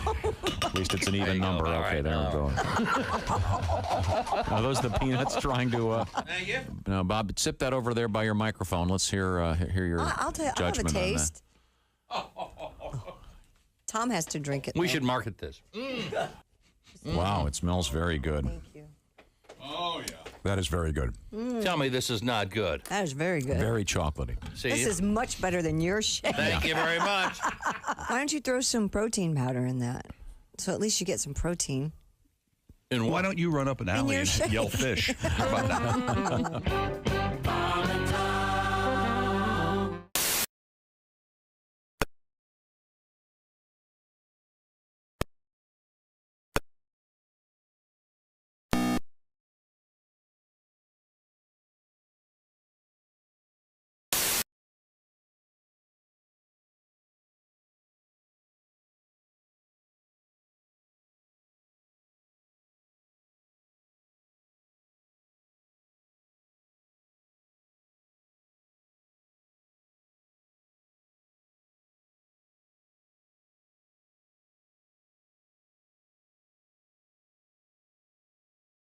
Show, Christy Lee, Pat Godwin.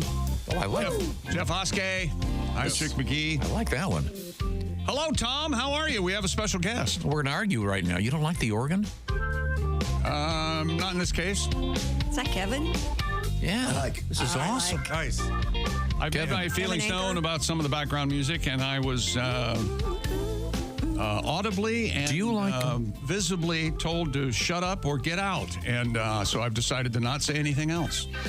You don't like organ music? I like organ music. What do you like? Do you like more like the skating rink stuff? Yes, I'm an old, like your ballpark organs, your skating rink organs. That's me. I hate ballpark organ. Oh, dun dun dun I dun dun. hate that. Dun, dun, dun, dun, dun, dun, dun. That rocks. That gets old. Sorry. Okay. Welcome back to the Bob and Tom Show. We won't argue anymore. We had a we will. special guest. Do you like Booker T and the MGs? I love Booker, most of it, and we have a special guest. Comedian Greg Hahn has joined us in the studio. Greg, a handsome man, a single man. Oh, yeah. Right. Well, I got my girlfriend, Francine Fartweller. Oh. Yeah? Yeah, she's got a lot of talent. She can guess your height within a foot. How about that, chick? That's pretty good. It's uncanny. That's damn fine work. Yeah. Can I get a little drink over here? A little smart cocktail? You know what I mean? Can I get a little fireball on the rocks with ice? Thank you. Gotta let the ladies know you know how to order a drink. You Yeah. know what you're talking about when it comes to alcohol. That's right. Gotta get a little Tito's and vodka? Thank you. Yep. Tito's and vodka. I'm just excited. How about a latte? How about a latte with some milk? How about that? That sounds good. Okay. That's in the theme. How about a Chateaubriand for two with a steak? I just ordered my mail order bridesmaid. They're more fun. Greg Hahn is our guest, ladies and gentlemen. Not to be missed, live and in person. It's great to see you, Greg. Bridesmaid. Thank you. How's the condo? Oh, the condo's nice. You have a fashionable condo in the greater Miami area? I tried to get my property tax lowered by telling them my place is haunted. Oh. Didn't work. Anyway. Yeah. Right, are you the penthouse, right? Yeah. Yeah, it's fun. What floor are you on? The top. You got to hit pH. I know it's the top. You don't know how many floors you're on, do It's you? only 10. Are you sure? Yeah. That's pretty But you can look at the water? Oh, yeah, look at the water. Yeah, it's great. It's beautiful. He told me there aren't any mosquitoes at that height. That's what he keeps telling me. I don't believe him, but that's what he said. Are there birds at that height? Go ahead. Just gigantic water birds or something, you know. But it's fun up there. What do you mean, like a water bird? What do you mean, Like a pelican? One of those things. Like a gull? Pelican? Yeah, it was all those things. They fly by. What do you got there, a They gull? go right past my bird feeder. Are you ever home? Doesn't sound like you're home ever. Huh? Are you home? Yeah, I'm home. All right, fine. Not too much. Tell them how there are no mosquitoes at 100 feet. There's no mosquitoes up there, chick. See? But there are yachts. There's yachts that go by. Oh, yeah. You know how it is. I wave at them. I wave at them. Yeah. They don't wave back. I give them the finger. That's right. All day long. That's what they get. So wait a second. Stuck up. You're in the 10th floor and it's 100 feet high? Those are low ceilings. Give or take. Isn't it 10 feet of floor? No. Yes. Yeah? Standard is 10 feet of floor. Is there a 13th floor in your building? No. He's Elevator? on the penthouse and the 10th floor, Tom. If he were on the penthouse and there were 13 floors, that would make no sense if he was on the 10th. That last hotel we were in, there was a 13th floor. Did you notice that? Yeah. A lot of hotels have a 13th floor. Okay, just scary.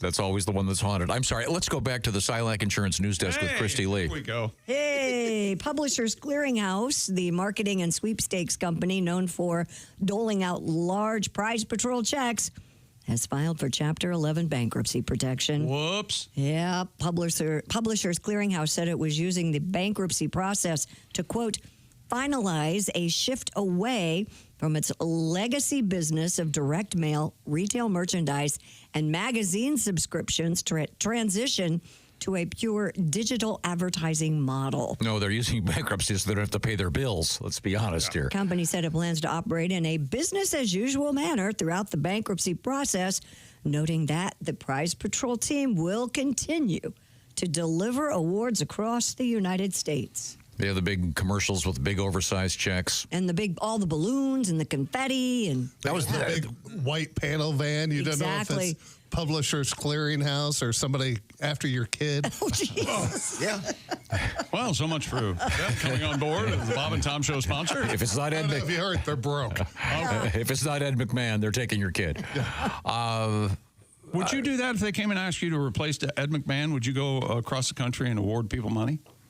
Because I would. Yeah, it'd be fun. Heck yeah. I don't see how they're going to keep doing it. If a sweet gig, right? I'd be unhappy if they owed me money. Now they're still going out there giving people cash. Yeah, that doesn't seem now that they're broke. Doesn't seem to be fair. Yeah. Are you going to get a check or a rain check? Yeah, this might be good later on.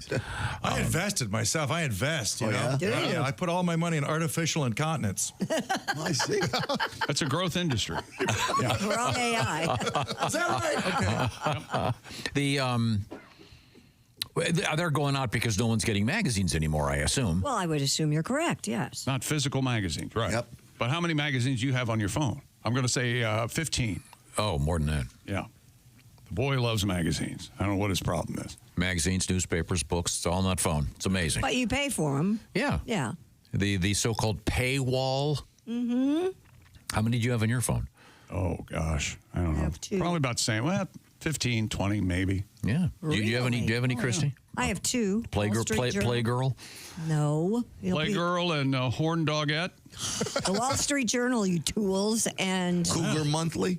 Yes, that's it. Cougar Monthly. Yeah. Both boys without shirts. Finally legal. Man. Ace Player Weekly. By the way, if you've never seen the movie Sideways, watch for the scene where he goes to order the magazine. It's as funny as it comes. Police in Florida arrested a man accused of stealing a Rolls Royce that was running and unlocked from a Miami neighborhood. According to authorities, the $400,000 black badge Rolls Royce was stolen from the luxury Parisio Bayviews condominiums in Edgewater. The owner, That name sounds like an extra on Miami Vice. What was it? Parisio Bayviews condominiums. Yeah, he's dealing. Yeah. The owner, Jonathan Sanchez, said he asked the valet to watch his car while he went to retrieve his wallet, leaving the car running and unlocked, but taking the key with him. Mr. Sanchez told WTVJ. TV is our middle name. Minutes later, the valet called to tell him someone had stolen his car. Nice work, valet. Thanks for. I have a really stupid question. That's the only kind. Why would you leave your car running this time of year in Florida? Tom, how many times have you left your car running in your lifetime going to an event? Constantly. Well, then why are you asking? Don't criticize these people, no matter what the temperature. When you turn it off and go get you. You don't turn it off at any time, regardless of the weather. It can still be in the 80s in Florida. It can still be hot this time of year. What's it like there right now? It's nice. But see, nobody feels sorry for someone who got a Rolls Royce stolen. Mr. Sanchez. Get a new one. Yeah. Mr. Sanchez and a friend tracked the car to Little Haiti. Police responded to the scene, apprehended a 36-year-old suspect, a Mr. James Brown. All right, the Council of Little Haiti's coming to order. Let me guess, the first item of business is change the name of this place. Is that right? Okay. All right. Let's see if we can work on that. All right, Generalissimo. What would you like to go with? Let's go. How about Springfield? How about that? I mean, doesn't all sympathy evaporate the minute you hear Rolls Royce and valet park? Mr. Brown was charged with grand theft of a vehicle, resisting an officer without violence, and petty theft. According to authorities, the suspect had, quote, walked up to the vehicle and said, "This is my car," hopped in and drove off. One alert valet. Yeah. By the way, Mr. Sanchez crashed the vehicle several times, causing significant damage. Yeah, one can only imagine the fender of a Rolls Royce. That'll be $30,000. Well, congratulations, sir. If you're just joining us, hello. This is the Bob and Tom Show coming to you from the O'Reilly Auto Parts Studios. Our guest in the studio is that guy over there. He is the great comedian Greg Hahn, one of my favorites. Thanks so much. Greg is on the road doing all kinds of great, bringing joy to the people. That's what you do, my friend. A lot of fun. Yeah, your teeth look good, too. Thanks very much. You know, everybody, I'm hampered by low IQ. Did you know that? No, I didn't. I'm hampered by low IQ. The class they put me in, we played Pin the Tail on Melvin. Come on. Go through the new material. Work with me. Maybe halfway. Some of the stuff. Christy, what's in the news? I don't know if I cared for that one. Christy? Staying in Florida, police there say an intoxicated man wearing a thong and fake breasts was arrested for causing a disturbance outside an Applebee's. What's he wearing? He was wearing a thong and fake breasts. Nice. Where was this? This was in Florida, in Clearwater. Yep. Wow, man. 49-year-old Daniel Sorello was seen wearing a pink wig, It's nice down there right now. a pink thong, and false breasts while stumbling around the restaurant's parking lot. You know, that $1 margarita night. Bad idea. Officers noted the man was extremely disoriented and tried to enter a vehicle that did not belong to him. I lost my job at Hooters. He was arrested for disorderly intoxication and booked into the county jail. Officers said the man was so intoxicated that he was unable to answer basic questions such as where he was, where he came from, and what state he was in. Is this the same guy that took the car? No, this is in Clearwater, Miami. We're in different parts of the state. I was going to say, he's on a roll. That's drunk. Yeah. But he was wearing A pink wig, right, pink thong, fake breast. It's a fellow. Yeah. Okay. What do you mean fake breasts? He had surgery?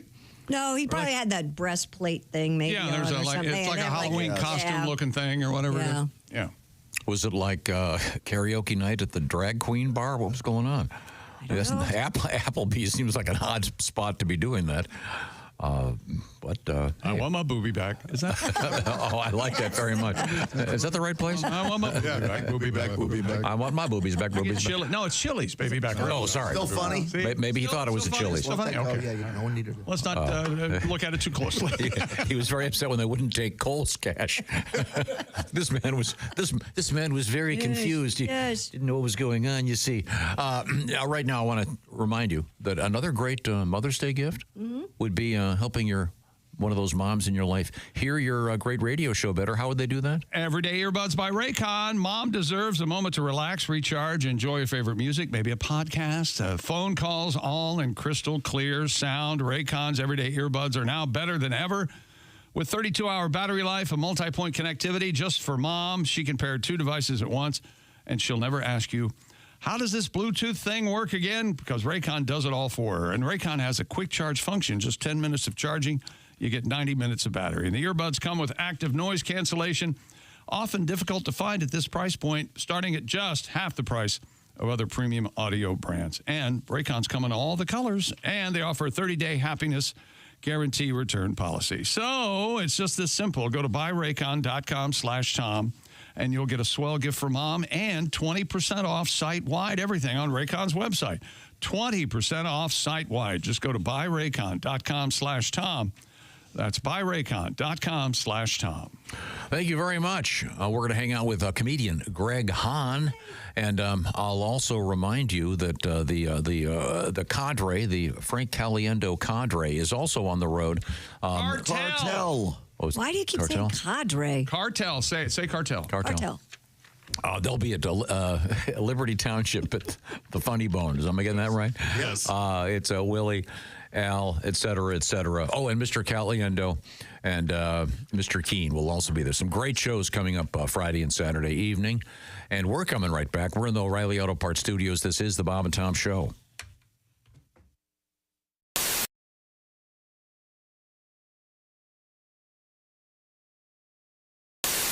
Hi, Christy Lee here. How would you like to go on vacation with me? No, seriously. Join me September 28th on a journey through the lovely landscapes of England, Scotland, and Wales with Collette.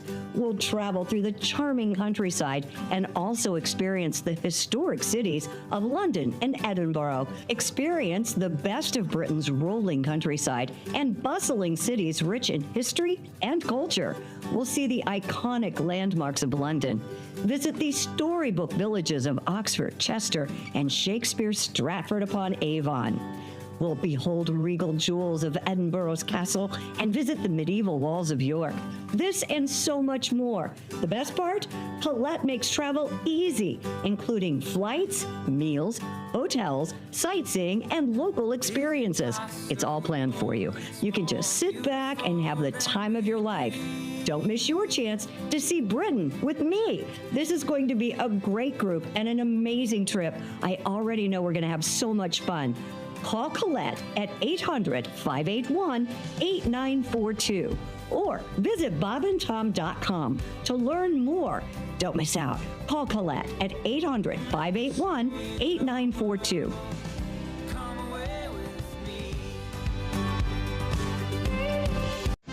This is the Bob and Tom Show. Hey, hi. We're hanging out with comedian Ron Ramey. Chick McGee doing double duty. Chickster, anything else? What's the most dangerous thing about starting a new relationship with a girl, fellas? That's right. What kind of pet does she have? I was going to say finding out she's a psycho. And what does it mean about her? Maybe depending on the kind of pet, you can tell she's a psycho right away. This is from holytaco.com. If she has a big dog, what she thinks it says about her. Mm-hmm. I'm not like those other girls with their tiny yappy dogs. Mm-hmm. I'm a strong, confident, independent woman who's making it in a man's world. I see. I love big dogs, though. What it really says about her is a big dog says, I want a boyfriend. I want a boyfriend. I want a boyfriend. I want a boyfriend. Really? What the pet is thinking is, please stop using me as a body pillow and grinding on me in the middle of the night.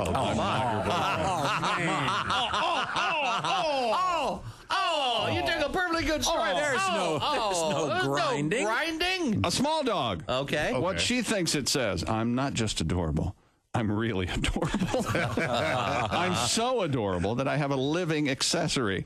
All the cool people are doing it. I'm just like a famous celebrity. What it really says, I want to be exactly like Paris. So if you're looking for a stupid, annoying, talentless woman like Paris Hilton with a little dog, I'm your girl. Really? Well, maybe it says, I like a little dog. What does the pet think? What the pet thinks is, if that purse she carries me in is full of used condoms again today, I'm going to bite her.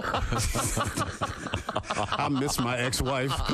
This is a mean website. Here's a cat. What if she owns a cat? What she thinks it says, I'm responsible enough to care for another living creature, but I don't want to have to pay a lot of attention to it. That's why I have an animal that I could potentially leave alone for a few days, and it would be just fine.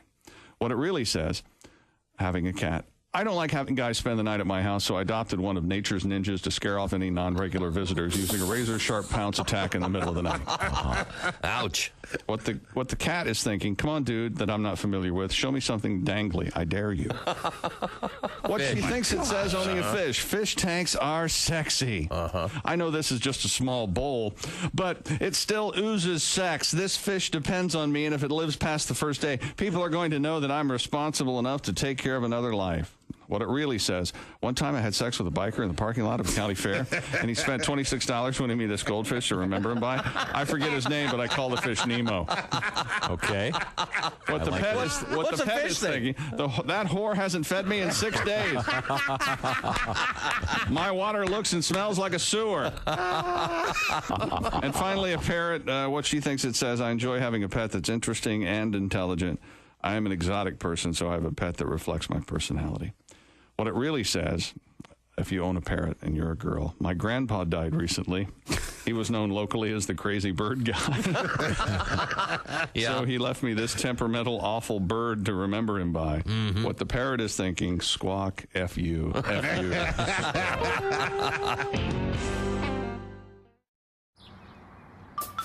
Is that Chick McGee? Why, it sure is. Chick McGee, who knows that an annuity from the folks at Silac Insurance Company means a retirement check in his mailbox every month. Chick works on perfecting his mailbox opening technique. Easy, Mr. McGee. Don't blow that elbow out. Chick isn't quite retired yet. He's just practicing for it. Because one day, Mailbox McGee will be taking his retirement the easy way. SILACINS.com. Silac Insurance Company. It's literally just water. Mouth it? Has that been throwing you guys off? Like, I've been told that when I drink out of bottles that I really, like, wrap my whole mouth around them or whatever. And I'll be honest, I have no idea what people are talking about.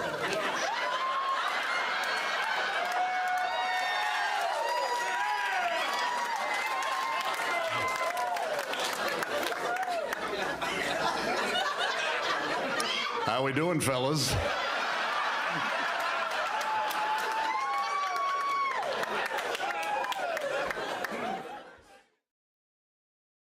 When you become a Bob and Tom VIP member, you get more and less. Wait, what? Which one? Which one is it? More or less? It's both. VIP members get more stuff to hear and less commercials to not hear. So Bob and Tom VIP is a good deal? Yeah. More or less. Hey, looking for the link to sync with Bob and Tom VIP? Yeah? It's right there at bobandtom.com.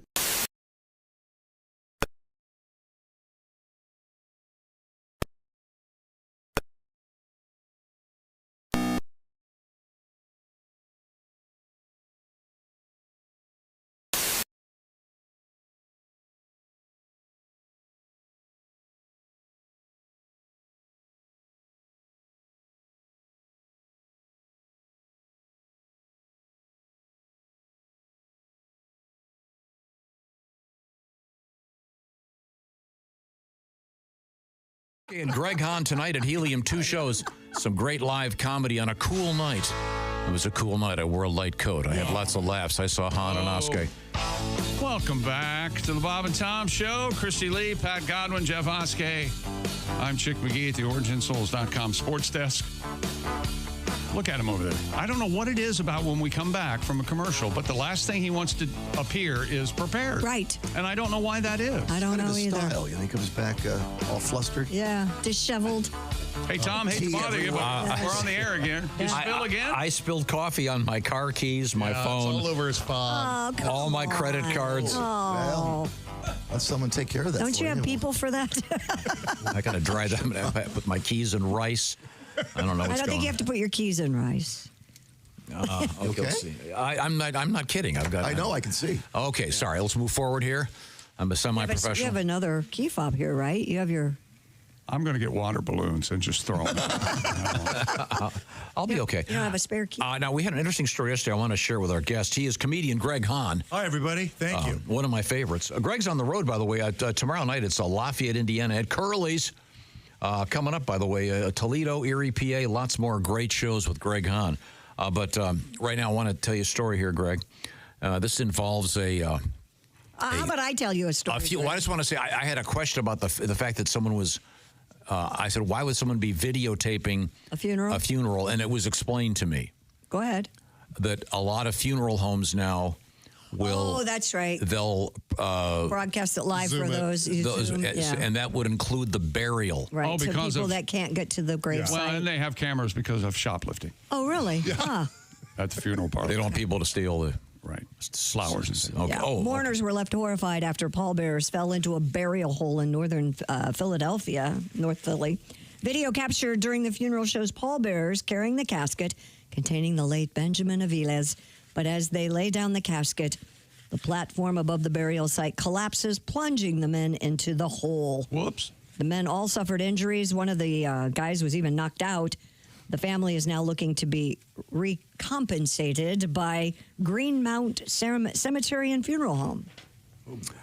It's just awful. I only watched it 30 times. If they didn't get hurt, it would be funny. I know, You know what I mean? A little comedy for the situation. The one guy was out cold. Knocked him out, yeah. Face in the mud with the casket on top of him. Yeah. Well, he's the buzzkill. It would have been great, right, if they all just fell in and crawled out laughing. But I mean, they fall in the hole. It's brutal. 6 foot fall, right? And I guess the body didn't fall off. That would have made it worse. But you have a tribute to this? A little Tom Petty. Mr. Avila's passed, his family cried. Stood by the graveside, so sad that he died. It was chilly that day and drizzly too. The grave was wide open. It was. They're burying him right by his father and mother. Pick him up, he ain't heavy. He's your brother. Oh, pallbearers lifted him up on the planks. The wood was cracked and soggy. Oh no, this thing's gonna go. They fell in the grave wide open with the body a grayish hue. Fell in the grave wide open. What? The family's gonna sue. Wouldn't you? Yeah. Godwin. Hi-yo. Out of his mind. Thank you very much. It's out there. Yeah, you're right. If they didn't get hurt, it would be really funny. Yeah, It's you still- could blame it on the person that passed away. Oh, he's doing his jokes. You work with it. It's just creepy. The whole thing. Ugh. Yeah, death is creepy. Graves and Yeah, falling in the hole. Yeah. Could be worse. The thing where the lady dives in the casket as they lower it. What? Have you ever attended a funeral that happened? I was just You have? Oh, I have too. Wait, what? What? Oh, yeah. They're really dramatic. Yeah. You can't be surprised from my family that would happen. Oh, A lot of drama. Yeah. man. No. Hey, if you don't want to die, you want to be skinny, right? A restaurant offers up to 20% for a skinny discount if you can fit into varying spaces in the restaurant. Huh?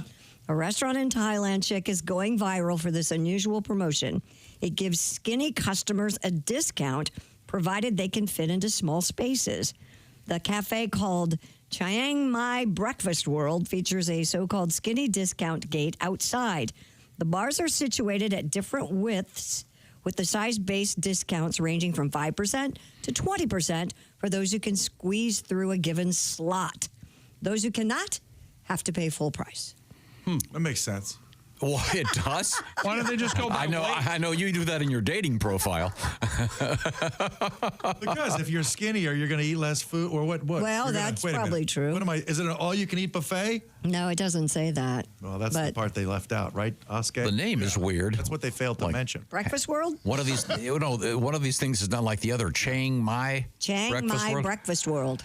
Yeah. Okay. Don't the go video's really funny. Chang. There it is. Yeah, there's like 4 different. Oh, there you go. My, look at that 20%. Whoa. Yeah. There's no way. You'd have to be Yeah. a kid or something. Yeah, I'm not eating there. Somebody would be like, oh, look at fatty full price. It says full price. Sorry. That's funny. I mean, it's obviously gone viral from Thailand. I wonder if anybody gets stuck in there. Yeah, the skinny one you could splay your fingers out and not get them through that. Yeah. It couldn't be more than 6 inches. Well, this is over in Thailand. Like in America, these bars would be a lot further apart. Yeah, people are a lot smaller there. A lot tinier. I think our portions are out of control, right? You think? Yeah, they're great. I get 3 meals out of a meal anymore. Yeah. That's awesome. It is kind of nice. You're right. What if they could do that for ugly? What? Hang on. Get to the bar. No, wait. Hang Get on. to the bar. What? Let's hear them out. Yes, Tom. Ugly people, go. I mean, if you if you look at somebody and you automatically vomit, they have to pay full price? No, they get it for free. They get it for free? Yeah, see, yeah. Uglier you are, the cheaper it is. It is for the ugly people then. Yeah, that's a plus. Oh. There's good news and bad news. The good news, you get to eat for free. The bad news is that the average person thinks you're hideous looking. You look like a bag of hammers. Yeah, I would think you'd go the other way because never mind. Because you want to have. You don't want to sit around ugly people. Right. Well, like if you go to most bars, like the pretty women do get in free. Absolutely. Yeah. Good point, Oscar. Drinks they let for the them. better looking people in. Yeah, that's true. That's why they have I like the bouncers pretty in the women, boy. line. That's fun. You give them your small talk. You ever do that? No. How's that go? Oh, yeah. Hey, hold on. Let me think of this joke. How's it go? You got it. Relationships are a 2-step process. You know, how am I going to go out with her and how am I going to get out of this? That's it. You give her the small talk. Hey, hot enough for you? There Not it if is. I see you first. Come on. That's good. I like the 2-step process. What was it again now?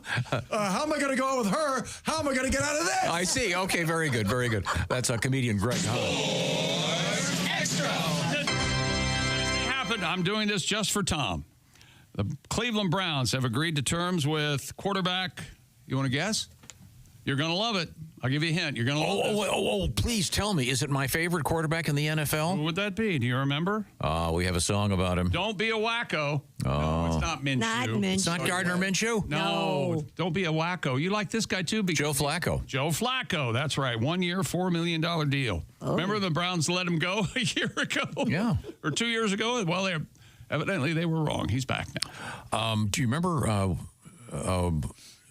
we were talking with. Where is Minshew? Minshew's somewhere. Yeah, he went somewhere. Right? Yeah, he did sign with somebody. But I'm a huge Gardner Minshew. Didn't he sign with Kansas City? Is that right? No. Let me look. Maybe. What was I saying? Joe Flacco was described as being the nicest guy in the NFL. He is with the Chiefs. Gardner Minshew. So that'll be cool. So Flacco's back. I wonder if he get the same apartment. That wacko Joe Flacco. Maybe his stuff's still there. Maybe that's why he wanted to go back. That's right. Left all the stuff there? Yeah. Okay, good. Thinking ahead. Okay, very good.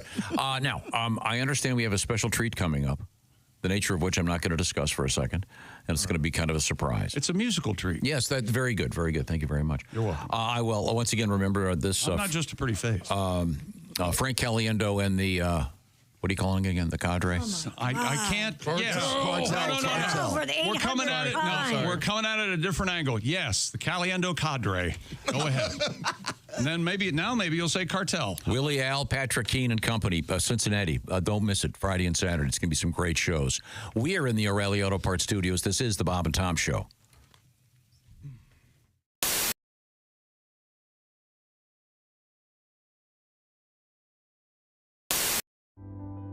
There's no easy way to say this, so I'm just going to say it. Kay, it's over. We have to break up. I'm breaking up with you. I have met somebody else. It's just better for me. Java House, peel and pour pods. I mean, you peel, all right? You pour the Java House cold brew into a cup of hot water, and in less than 10 seconds, voila. Amazingly smooth, barista quality. You don't have this. And you're a lot of work. Frankly, it shouldn't be this much work. I've stuck by you, you know that. When you were broke, it's not easy to say, but I just have to tell you, you're gross. Java House offers me so much more, not just coffee, teas, energy drinks, I appreciate you taking this as well as you are. I was worried you'd be all steamed up about this. That's disappointing. Perhaps I gave you too much credit.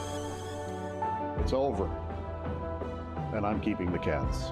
Java House, amazingly smooth cold brew coffee. Enjoy barista quality coffee in seconds with no equipment required. Just peel and pour over hot or cold water. It's effortlessly easy. In fact, the hardest thing about Java House, well, that'll be figuring out which one of their many great beverages to try next. You don't have to watch this.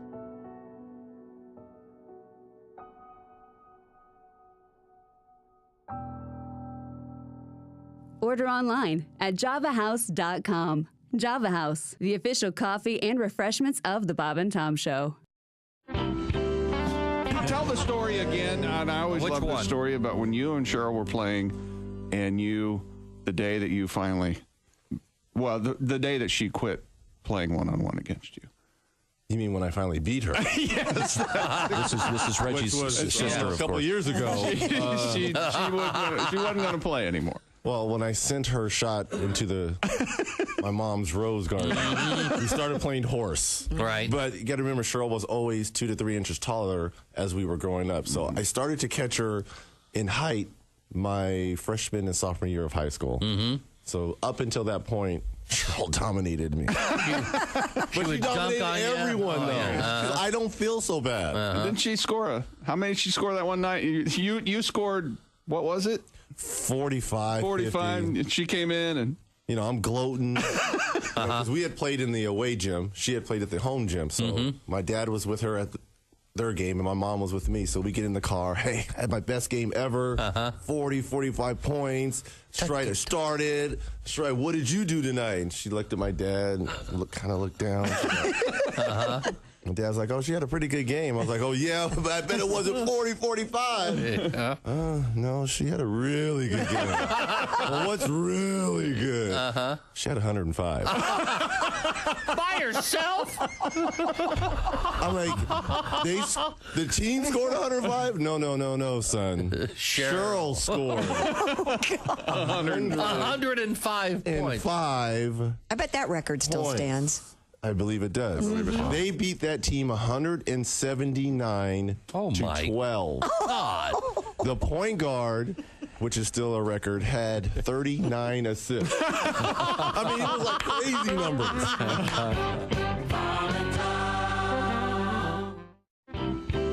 I'm not a stripper person. I don't go to strip clubs. No, I don't. I know they come to you, right? Well, kind of. So how I'm dating a stripper, I don't understand how that happened. And what happened was I met her outside of the situation. She's getting a little older to be that, and she said she was a writer. I met her at a social event. She goes, I'm a writer, and I'm like, well, that's interesting. What do you write about? She goes, well, I write about sex work, being a dominatrix, and stripping. And I'm like, why do you write about that? She goes, well, that's what I do. Oh. So somehow or another, I just held on to writer. And fascinating writer. Yeah. In case your mother's still alive and you have to tell her. See, right. So now I'm dating a woman who who does dominatrix work. She spanks men and says, that whole thing. And I'm not into that. That's not my bag. Right. I just like. It's not my scene, baby. It's not my scene. No. But I know that if I'm dating her, how am I not going to end up tied to a bed eventually? How am I know gonna, that. Right, because I'm like, well, this is what you do. Let's get it to work I for her. picture you tied to a ceiling fan and her saying goodbye. Well, hold on, I'm writing that down. No, but here's what I could see. I go tied to ceiling fan. Give her a good idea. Yeah. Well, here's what I know. What'll happen is I'll end up tied to the bed. I'll be like, oh, no, I don't think I'm good with this. And she's gonna be holding a ball gag, saying the safe word is marry me. Marry me. Mark Merritt is our guest. Well,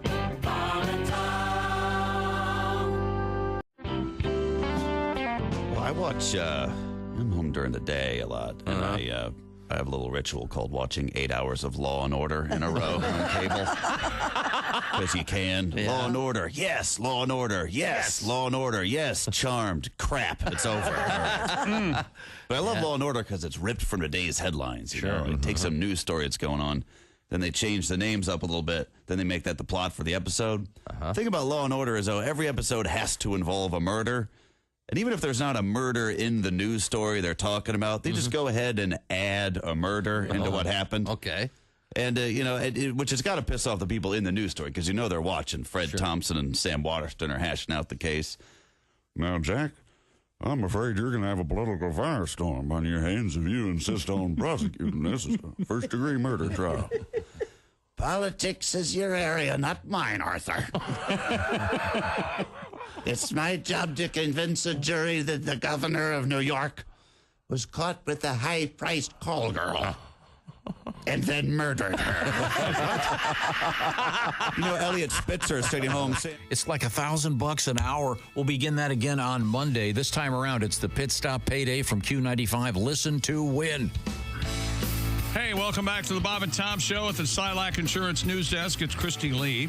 There's Hi. Pat Godwin. Hello. Jeff Hoskey's here. I'm Chick McGee at the orangeinsoles.com sports desk. And we're in the O'Reilly Auto Parts Studios. And, man, do we have a special guest, Tom. One of my very favorite comedians. He is Greg Hahn. And besides being a bachelor and a man about town, the ladies love him. He's a handsome man. Former member of the United States Marine Corps. Former Mr. Universe. And he's also, people don't realize this, he had to turn down the gig to be the drummer in Rush because he was busy being a Marine here in the United States of America. I did not know that. But he's a drummer. And can we hear you over there, Greg? Just say something before I can.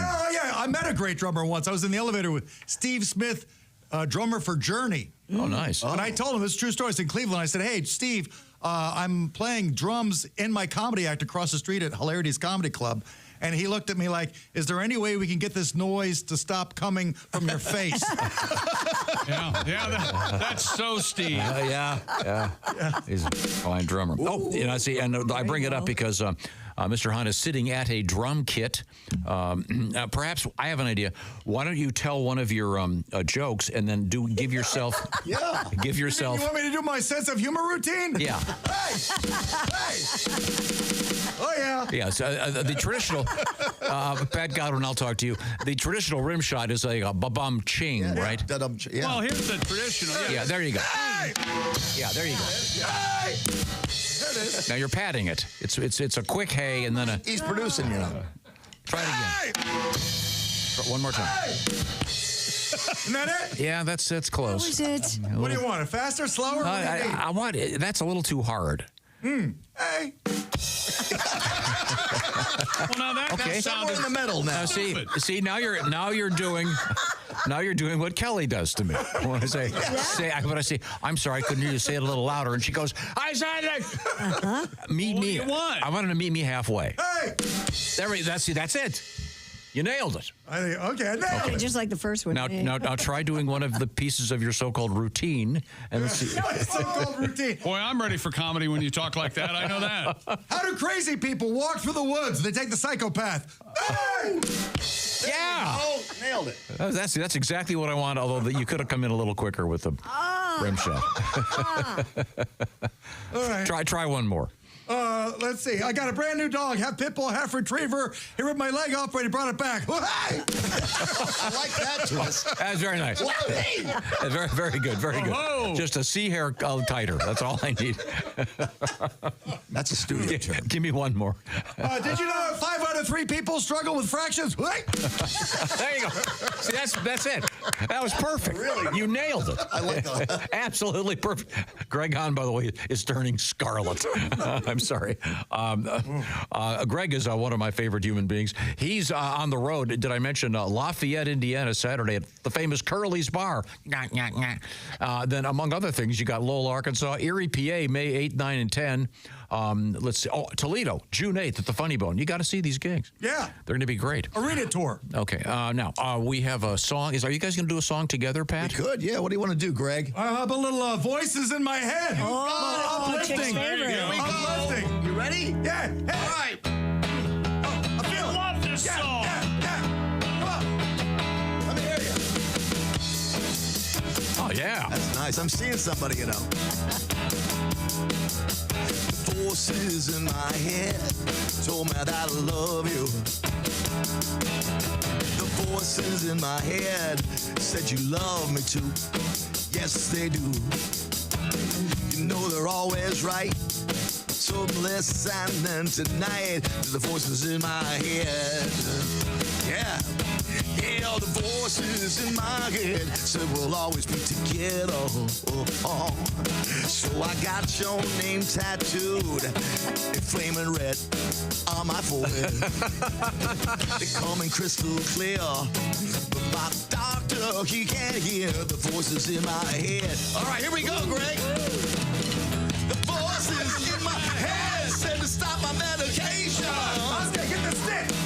The voices in my head said to jump the wall and run. Greg lost his stick. Stick. You know I'm always right. Always right. So I won't put up a fight with the voices in my head. Take it to the bridge. I see you on TV, and the voices are telling me that you want me built and you need me, and your boyfriend should be dead and gone. Drum solo. Hold on a second, hold on. Let me get it together. Come, you got it. Bring on the thunder. Come on, little cymbal. Hold on. Yeah. 1, 2, 3, 4. The voices in my head said break in your apartment. Break it down, boy. And hide under the bed because your love was just a lie. You two must die. Build her up, come on. Yeah. So tonight I'll stalk, but tomorrow I'm insane, so my lawyer says I'll walk. The forces in my head. The forces in my head. The voices in my head. You look at the drummer, you strum real fast, and they both stop together, right? Yeah, right, look at me. Look at me, right? Springsteen, now. Where? Maybe now. How about now? That's perfect. Thank you very much. Yeah. That song takes a dark turn there at the end. Yes, it Thanks, Chris. Wow, thank you very much. Pat Godwin. I think it's an object lesson. Voices in my head. And on the drums, Mr. Greg Hahn. That was a treat. Were you ever in a band, Greg? No band. They wouldn't hire that, you know? No, am I correct in saying at your penthouse bachelor pad or are you in Lauderdale? Where are you exactly? Yeah, North Lauderdale. North Lauderdale. Do you have the drum kit set up right there in the No, living it's at room? my mom's house. Well, she must be happy. She loves it. She deaf? She loves it. She loves it. She loves Does the she practice. play? No, she doesn't play. Well, she could. Is it an actual drum or one of those electronics? No, it's a whole big drum set. You know? Okay. Oh, All it's right. crazy. Why is it at your mom's house? She likes it. She likes she likes to hear me practice. Oh, that's sweet. Boy, that's a loving mother. Yeah. Yes. I have no reference. I've never enjoyed listening to one of my children learning an instrument or practicing an instrument. Sophie is a drum kit in our house. Ooh. Yeah. Mm-hmm. Is she good? Nope. She's learning. What's she supposed to say? She's learning. Yeah. Okay, well, thank you very much. Well, let's push on. That's the voice of Christy Lee. She is at the Silac Insurance News Desk. A 76-year-old New York woman says she's stranded in Puerto Rico after Frontier Airlines refused to let her emotional support parrot board the flight. Ms. Maria Fratarigo If you're not letting crackers on, I'm not getting on. was stopped at the gate despite traveling with an airline-approved bird cage. Crackers loved me. Frontier later said parrots are not allowed in the cabin. Her son claims the airline never mentioned the restriction when booking. Come on. And she says she's traumatized and will not leave her bird behind. That argument sounds like something you'd try. No, if this I never mentioned we couldn't have a parrot. If this were me, the headline would be "Bird stranded in Puerto Rico. Yeah. Owner flies home comfortably." The woman apparently was allowed to take it down to Puerto Rico on the flight, but they're not letting her bring it back. That doesn't But seem was right. the bird in the... It's in the cage. No, but is the cage in the luggage area or whatever, or is it in the cabin with the people? I don't know the answer to that. It says not allowed in the cabin, so maybe she was allowed to bring it down in the cabin on the way down and not allowed on the way back. I don't know. I don't understand bird owners. Why? I don't. Well, parrots are terrific, but they need a lot of attention. I don't know if they are terrific. If I was TSA, I would make them prove it was an emotional support parrot. Like I'd be asking it questions. Yeah. Like serious questions about I want to hear. Flying safer than driving. That's the emotional support. Yeah. Or, hey, you got this flight. You can do it. You see, I see. The parent's I want the parent to prove that it's emotionally supporting them. Yeah, you sure are good looking. Exactly. Wow. Don't be upset they made you stand on the luggage rack to be weighed in. There's a new study out there that reveals wild fish Okay, I stand corrected. I'd rather have a parrot than a wild fish. can distinguish between humans based on what the humans are wearing. This is really cool. Yeah. This is great science. Researchers trained saddled and black sea bream fish to follow a specific diver who rewarded them with food. When another diver joined, dressed either identically or differently, the fish were more likely to follow the original trainer if the divers wore different outfits. But when they both wore the same gear, the fish showed no preference. Huh. So the fish aren't smelling the same person. They go by wardrobe. They go by wardrobe, yep. That's why fish naked. They can never. They can't tell you. Yeah. They're like, oh, that's the same guy who was here yesterday. Those fish are so jealous of all of our wardrobes. Did you know that? How would you rate that on a scale? They've never worn a belt? Think about it. No? Well, that'd be a tiny belt. Wouldn't it? Keep the tiny pants up on a tiny fish. Can you imagine if the fish start getting critical? The fish looks at Christy. You wore that belt with that top. Yeah. Now, when you fish, are you conscious of what you're wearing, Jeffrey? Yeah. I mean, I don't wear anything nice in case I fall in the lake. You know what? Fish guts on a nice shirt. Is that because so many people are telling you to go jump in the lake? You feel like you're gonna maybe. Okay. You ever had a fish pull you in the water? No, I haven't fallen in the lake, but I've watched Josh fall in a couple times. That's almost enough to get me to go fishing. Yeah. See Josh He falls slow. He falls very slow. I'd really like to see that. And you guys don't have any video of that. No. Why does he fall in the lake? For what reason? I don't. They're catching what? Minnows, bass? Bass. Bass, yeah. He was on kind of a time he slope. was reaching down to release the fish, and he slipped in. Oh, he slipped. The mud, And then another time he was trying to climb up the hill, and just fell. It took him 5 minutes to fall down a 10-foot hill. Yeah. It was the slowest, funniest thing I've ever And seen. you didn't in my have life. time enough to get your phone out. I'm fishing, baby. All right. Okay. That's why people don't get pictures of Bigfoot. They're busy. Yeah. I have a stupid question. Yeah. Does somebody make a like a rack mount thing you can put on your fishing rod so you can hold the pole and it holds your phone up so you can watch TV? Actually, there is yes, they do. That's sad. There's actually a line that you can cast, and it has technology in it that you can see under the water. It has a camera at the end of your bait, Right. so you can watch on your phone the fish swim up and grab your bait. Whoa. Wow. Sure. Yeah, Wow is right. How does it know what direction to point? I don't. What do you I mean? don't know, man. There are thousands of people spend so much money on fishing. I'm just a poor. Fish sticks are cheap. Yeah. Boy, they're good too. Yeah, no, I I love a fish stick. I hate fish sticks. Oh, yeah. The time now to Butter sausages. talk about something I think you're going to love. This is the perfect gift for Mother's Day or Father's Day. Field of Dreams whiskey, the limited edition, the new issue, if you will, has just come out a couple weeks back. There is a bottle for every player that ever played Major League Baseball. It was put together by our friend Drew Storen, former Major League pitcher. And the bourbon is made from the corn that grows on the famous Field of Dreams in Iowa. You saw it in the movie. Well, that field is real. And this bourbon whiskey is, in fact, real. Get all the details at drinkfieldofdreams.com/Tom or look for it at a retailer near you. They can actually send you a bottle in most states. Again, the perfect Mother's Day or Father's Day gift. Let's just say you're like Christy's grandma VO. Yeah. Instead of getting her VO to sip on all day, she can have some Field of Dreams. She can have some Field of Dreams whiskey. Once again, the place to find it is drinkfieldofdreams.com/Tom. Now, it's not available everywhere. Because you can't ship it to certain killjoy states. They would include Alabama, Alaska, Arkansas, Delaware, Idaho, Kentucky, Michigan, Mississippi, South Dakota, Tennessee, Utah, and Vermont. Everywhere else, they can get it to you. Got to be 21 or older, of course, and we ask you to please drink responsibly. Field of Dreams whiskey. A certain woman in this room's husband, I know, is a huge fan. Oh, yeah.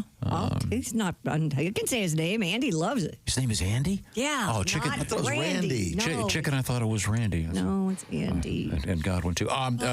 Try Field of Dreams whiskey. Tell them the Bob and Tom Show sent you. Drink fieldofdreams.com/Tom. Limited edition. Act now so you can get it in time for Mother's Day or Father's Day. Coming up, we've got comedian Greg Hahn hanging out with us. And we're also going to find out some interesting things going on in the world of news. And failed to mention news. All right. Failed to mention news with Jeff Osgate. Yes. And there's a certain brand of butter. They're doing a recall. Oh, boy. It has apparently fecal bacteria in it. We'll find out which one it is before you have your toast. These are the O'Reilly Auto Parts Studios. This is the Bob and Tom Show.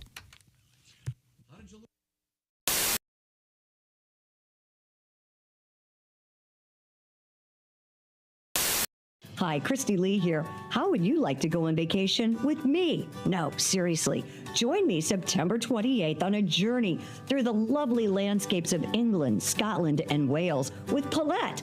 We'll travel through the charming countryside and also experience the historic cities of London and Edinburgh. Experience the best of Britain's rolling countryside and bustling cities rich in history and culture. We'll see the iconic landmarks of London. Visit the storybook villages of Oxford, Chester, and Shakespeare's Stratford-upon-Avon. We'll behold regal jewels of Edinburgh's castle and visit the medieval walls of York. This and so much more. The best part? Collette makes travel easy, including flights, meals, hotels, sightseeing, and local experiences. It's all planned for you. You can just sit back and have the time of your life. Don't miss your chance to see Britain with me. This is going to be a great group and an amazing trip. I already know we're going to have so much fun. Call Collette at 800-581-8942 or visit bobandtom.com to learn more. Don't miss out. Call Collette at 800-581-8942.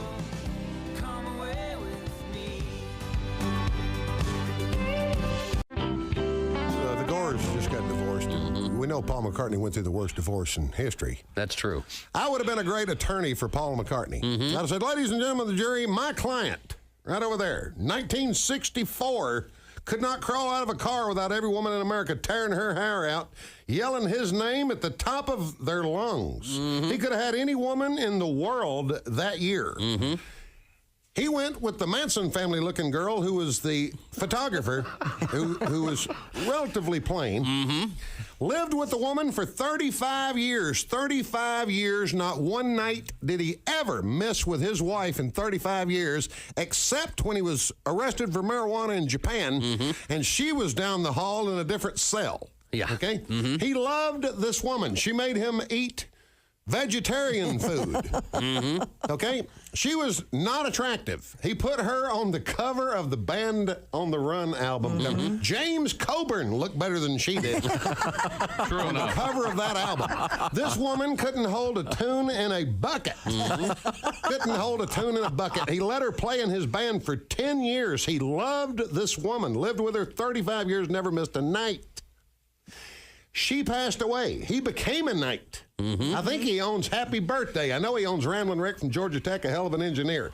He's a billionaire. The Queen hit him over the shoulder with a sword and made him a knight. He is a sir. And that one-legged, wooden-legged woman wants you to believe that he's hard to get along with.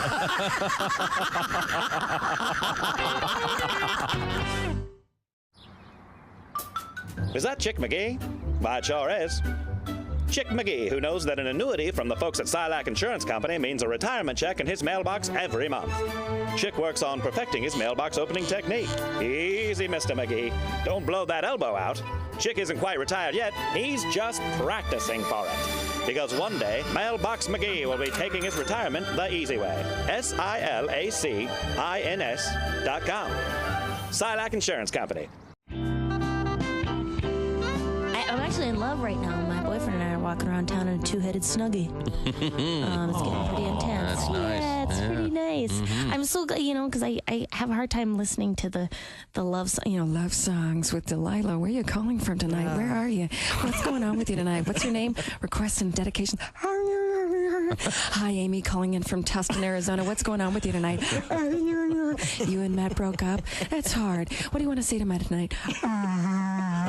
We'll play that for you. That's Penny Lover by Lionel Richie. Penny Lover. Oh, you know what? I've had enough. That's it.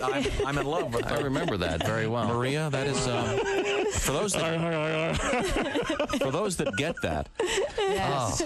And for those that don't, you should listen to Delilah just so you do. Just that one just time. so you get the joke. Intense. They should have those songs. They're not good for people's mental health. Like, they should have little footnotes at the end of every verse. I would cross an ocean for you. If that ocean led to an English-speaking country, because at this point in my life, it'd be really difficult to learn a second language fluently. Not to mention the anti-American sentiment. We'd have to talk about it. Wow, you are quite the literalist, aren't you? Yeah. Baby, I would die for you if I were already dying and you just needed my giblets. Maria Bamford is our guest. She's not kidding. She was. Hi, this is Pat Godwin from The Bob and Tom Show. Thanks for watching this morning's show. To listen, just go to bobandtom.com, check out the list for a station near you, or stream the online radio station on our website and the Bob and Tom app. The Bob and Tom Show, on air, on app, and on demand.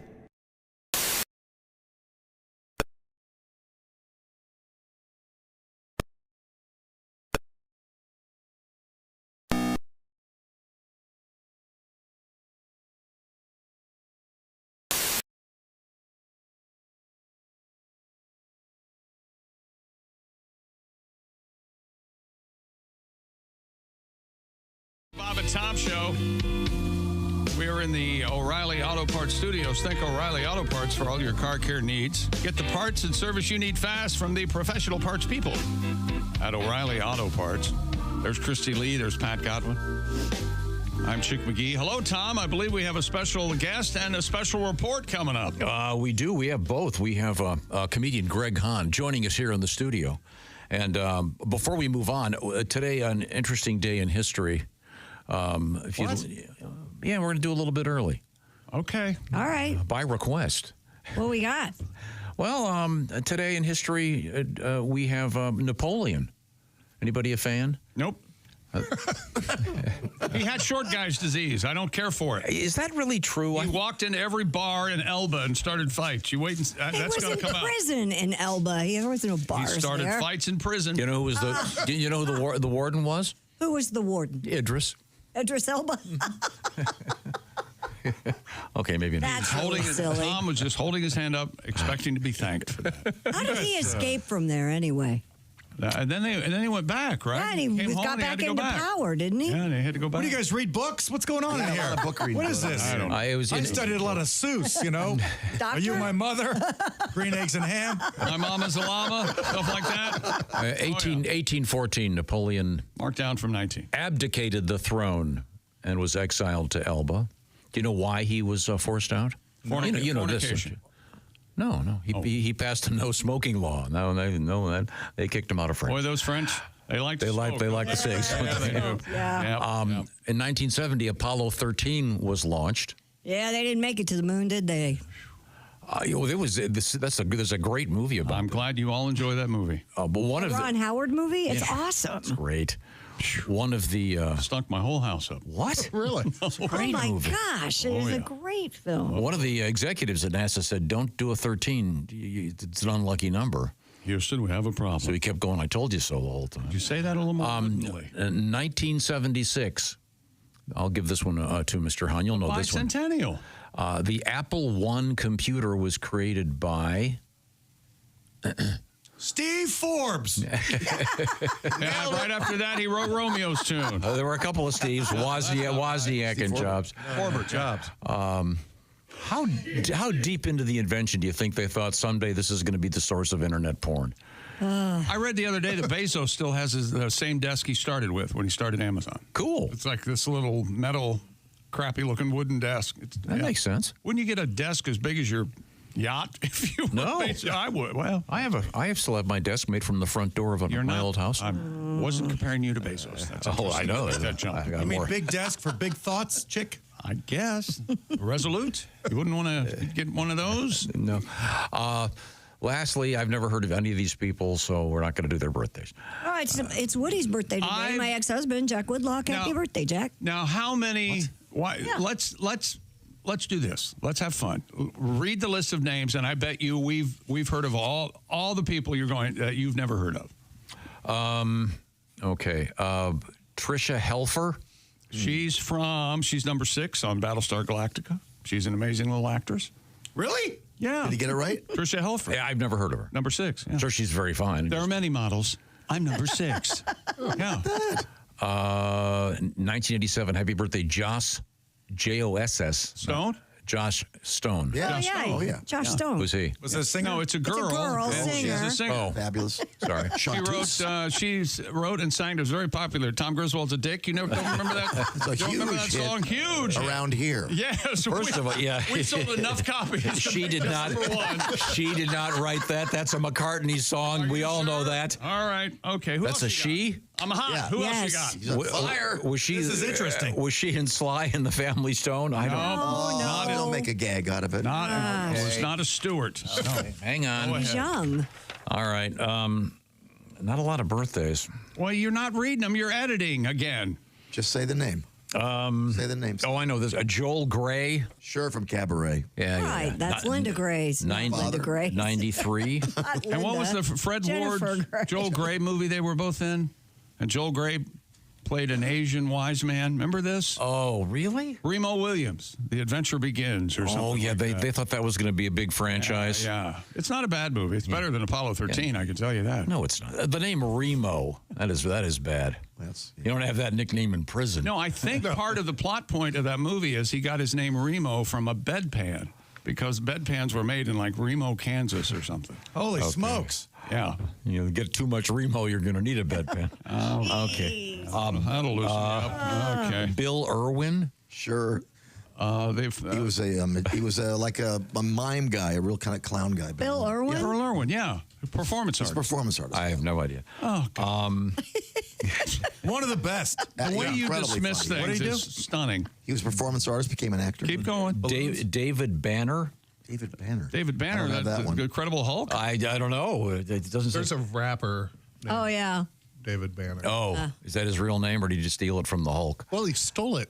He's a rapper. Okay, Like, all right. Oh, yeah. They didn't. They don't use the real. Alexander Ambrosio.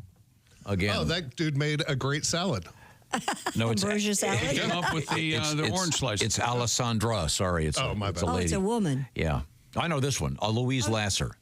Yeah, Mary Hartman. Mary Hartman. Alessandra Ambrosia. She's a model, right? How old is she? 44.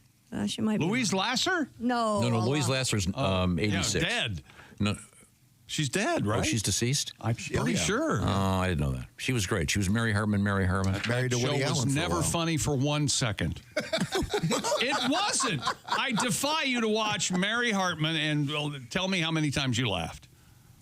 It was dry as dust. You know, my friend Mark's getting a colonoscopy today. Maybe we could get a 2-for-1 and we could find out what's up your ass today. You think Louise Lasser's a genius, and you're wrong. No, she's very clever. She's a fine actress. She's in some good movies. Very, very dead. She's in Everything You Ever Wanted to Know About Sex, but We're Afraid to Ask. Woody Allen, then. He's proved my point. Oh, that's a great movie. Terrific movie. You didn't like that movie? Not good, chick? Oh, it's great. Have you ever seen it? It's terrific. No, I saw Man on Fire. That's it. Now, that's a good movie. Yeah. He kills everybody. And I think he started with his coworkers, now that I think about it. Give me 2 of those, 6 of those, 3 of those. That's right. Yeah, this is not a good day in history. No, it's not. I agree with you. Well, we've sure been having a great time with it. No, I know, but I mean, if you're going to do something, this would be a good day to do it because you're going to make the list. Have a baby today, and odds are 5 or 6 years will be more important than any of the people we've mentioned. Oh, jeez. Just saying. Sorry. If you're just and I get in trouble because I didn't like Apollo 13. Yeah. That's a great movie. If you say so. Why don't you like it? I defend your right to love it. Do you like Do you like The Right Stuff? Yes. The Right Stuff's wonderful. Wonderful. Okay. But you know what? Louise Lasser is not in it. Sticking up the whole thing. No sign of Woody Allen? Nobody. Okay. Not one time. If you're just joining us, lucky you. You just got here in time. We're about done. We are in the O'Reilly Auto Parts studios, and we are enjoying the presence of the very fine comedian Greg Hahn. Greg, a treat for you. And you're going to be working with Mr. Jeffrey Oskey. Oh, we're going to rip it up. And Jeff is right here. And Jeff does a special feature each week. Pew, pew, pew, pew. Called News We Failed to Mention. He's got his tie on. Let's go. Well, I know the jokes that are coming today. They suck. They're going to need a little help. Greg, since we have the drum kit, would you mind accompanying My favorite thing. on some failed to mention news? Oh, good idea. Because we give you a lot of the news each week. We don't give you all the news, so I'm here to give you the news that we failed to mention. Can you give us a sound check over there, Greg? Hey, can we hear anything? Oh, yeah. Okay, good. You're good. I don't hear anything. You're good. Oh, wait a minute. Hang on. I've got this. Here's Jeff Oskey with Failed to Mention News. A woman set the record for the world's largest mouth gape. What you failed to mention, her favorite food, live bluegill. Yeah, you get it. Live bluegill. A big mouth, you see. They fit in. A man tried cashing in old casino chips worth $60,000 from a defunct casino he bought at an auction. To no avail. What you failed to mention, wait till he finds out his $10,000 in camel cash that he found in an old Foot Locker is not going to get him that camel leather jacket he always.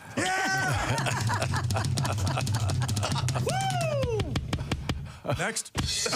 I love it. Beauty. We heard a list of peculiar items found on the Jersey beach during their yearly cleanup. One of the items on the list, multiple uncooked hams. Yeah. What you failed to mention, come to find out, they weren't hams at all. The cast of Jersey Shore has really just let themselves go. Break it down. The wife of a Weezer got shot by police. What you failed to mention, what's with these police shooting my girl? Why did they pull their guns? No? I liked it. Yeah. That's all right. Yeah. Nice. By the way, yes, was there any development with that thing? I haven't read anything crazy, new. yeah. That's that- hospital. Crazy. Okay, sorry. We learned about the world's largest Cadbury cream egg. What you failed to mention, it also set the world's records for the world's worst omelet. Yeah, you know. Delicious. I'll take it. A diner in Japan. I already did that joke. Thank you. Fatty, full price. There we go. 2/3 of men feel more confident while wearing a suit. Of course. What you failed to mention, the other 1/3 are headed to court. Yeah. They're not comfortable. No, they aren't confident at all. They could go away for a while. And that's why they have a suit on. beautiful. That's very good. Yeah. And finally, a new fake meat has been developed that tastes like human flesh. Yeah. Did you see that, Greg? Yeah. What you failed to mention, the meat is called I Can't Believe It's Not Eric. All right, this is the news that we Very, very good. failed to mention. Thank you, Greg Hahn. Yeah. Oskey. I'd like the McDomber. Yeah, we never got to that, really. The Swedish company Oof developed this product. It tastes like human flesh, they say, based on extensive research. Why? A special edition burger made from soy, mushrooms, wheat protein, plant-based fats, and a secret spice. How would they know? I have no idea. Do they interview cannibals? Where do you find that? Excuse me, Ndugu. Can I ask you a couple of Yeah, no, seriously. I mean, I saw this story, and I mean, they did it to get publicity because they make whatever non-meat burgers, Right. But I mean, obviously they've gotten publicity if this story's been circulating for quite some time. But how would they know what human flesh tastes like? I have no. Again, who do you ask? Well, the soccer team's back from the Andes. Say, it would be tough Roger. to run a focus group, I would think. Yeah. So they could say anything because nobody's going to.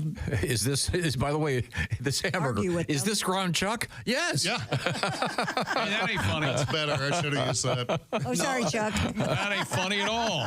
It's weird you guys call me Chuck. It's real weird. Is that weird? Yeah, go ahead. And the company's called Oomph? Oomph. Wow.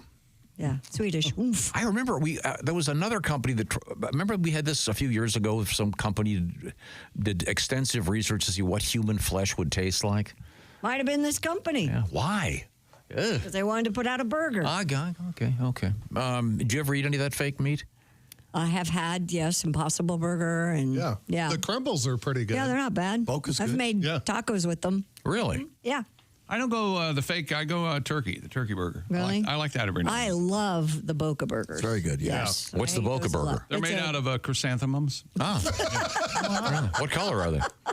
Do they dye them to look like me? Yeah. Or are they colorful? They're a vegetable hamburger replacement. I don't know. Honestly, if you put cheese and condiments on it and we served it to you, you wouldn't know you were eating surprisingly good. Is that right? Yeah.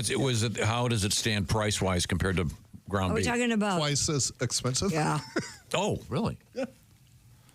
Well, that's interesting. The Impossible Burgers? Yeah. Why don't they come up with their Boca's own? a vegetable burger. That's kind of different. Why It's do a they different. keep trying to come up with a burger replacement? Why don't you just come up? This is the best mushroom burger I've ever had. Make mushrooms out of it instead of trying to lean on the taste of meat. Yeah. If you're a vegetarian, don't miss the taste of meat. Am I right? Exactly. Yeah. Right.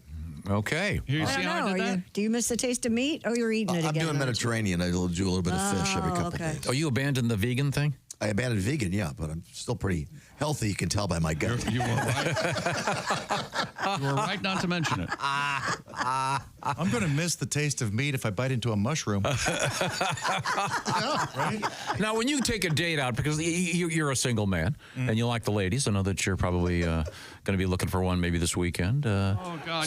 He loves when you do this. Explain to all the ladies, he's quite the ladies' man. Oh, he's a very handsome man. Oh, wow. It looks good. If you've never seen Mr. Hahn, he looks like a sculpted Roger Ramjet. Who the hell is Roger Ramjet? He made it up. I don't know, but he sounds happening. They call Tom Mr. Relatable. That They sounds always like a have. guy in a gay porno. Roger Ramjet. He's got his finger on the pulse of what's going on. No, it's very. You know what I do? You know what I do, Tom, is I take the girl out to a nice restaurant. Nice. The waiter comes up and says, "Careful, the plate is hot." Oh. I say, "So is my date, but I'm going to touch her." Oscar, you can do it. Now, you're a gentleman, so you like to order for the ladies. I get myself out of the way first. I'll take the filet lobster tail, nice Merlot, and for the lady, hot dog, small milk. Now, we are revolutionizing the world of coffee around here. Yep. Now, I just spilled some on my phone, my keys, et cetera, but I have a very elaborate plan right now. I am drying my wallet, as you can see. What the hell is going on? Golf cue. And I have stuffed Q-tips. Q-tips into. Okay, you know what? I've always said you were the weirdest person I've ever Without a doubt. But every now and then you do something weird that really kicks it up a notch. I thought I saw it all. They call that out of the box thinking. You know, you can make an amazingly smooth cup of coffee right in the studio with a Java House pod, Tom. Did you know that? I sure do. I got one right here. I want to show Mr. Hahn. Peel and pour, baby. Instead of using the Keurig, use these Java House pods. You peel and pour. You don't have to put them in the machine. Teas, lattes, energy drinks, hydration drinks, hot cocoa. Java House got it all. The cocoa, according to Josh, is the best. I have not tried the cocoa. I'm a black tea guy, but the Java House has everything. And Yeah, it's they do. Energy drinks, hydration drinks, they have it all at Java House. And the idea is that Keurig machine. I mean, think about the people that are in that green room. Oh my God! You want to touch anything they've touched? I don't, and especially that machine. So this is safer, cleaner, and more economical. And you can find a great deal if you go to javahouse.com and use the promo code Bob and Tom. What do I get? 25% off your order. Wow. And it's not just for the office. This is going to revolutionize office coffee, tea, et cetera, et cetera. Also for your house, for your home. You can have this stuff around, and it's going to make that morning ritual a lot quicker. It's Java House, Java, Java House. Pat and I are working on the jingle. And once again, a Bob and Tom, one long word. That is your special code to get that 25% off. JavaHouse.com. BabanTom.com. Revolutionizing. Is that what I mean to say? Delicious. Thank you very much, Greg Hahn. We are coming right back. We are in the O'Reilly Auto Parts studios. This is the Bob and Tom Show.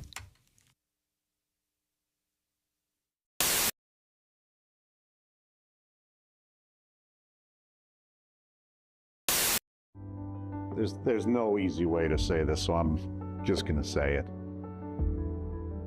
Kay, it's over. We have to break up. I'm breaking up with you. I have met somebody else. It's just better for me.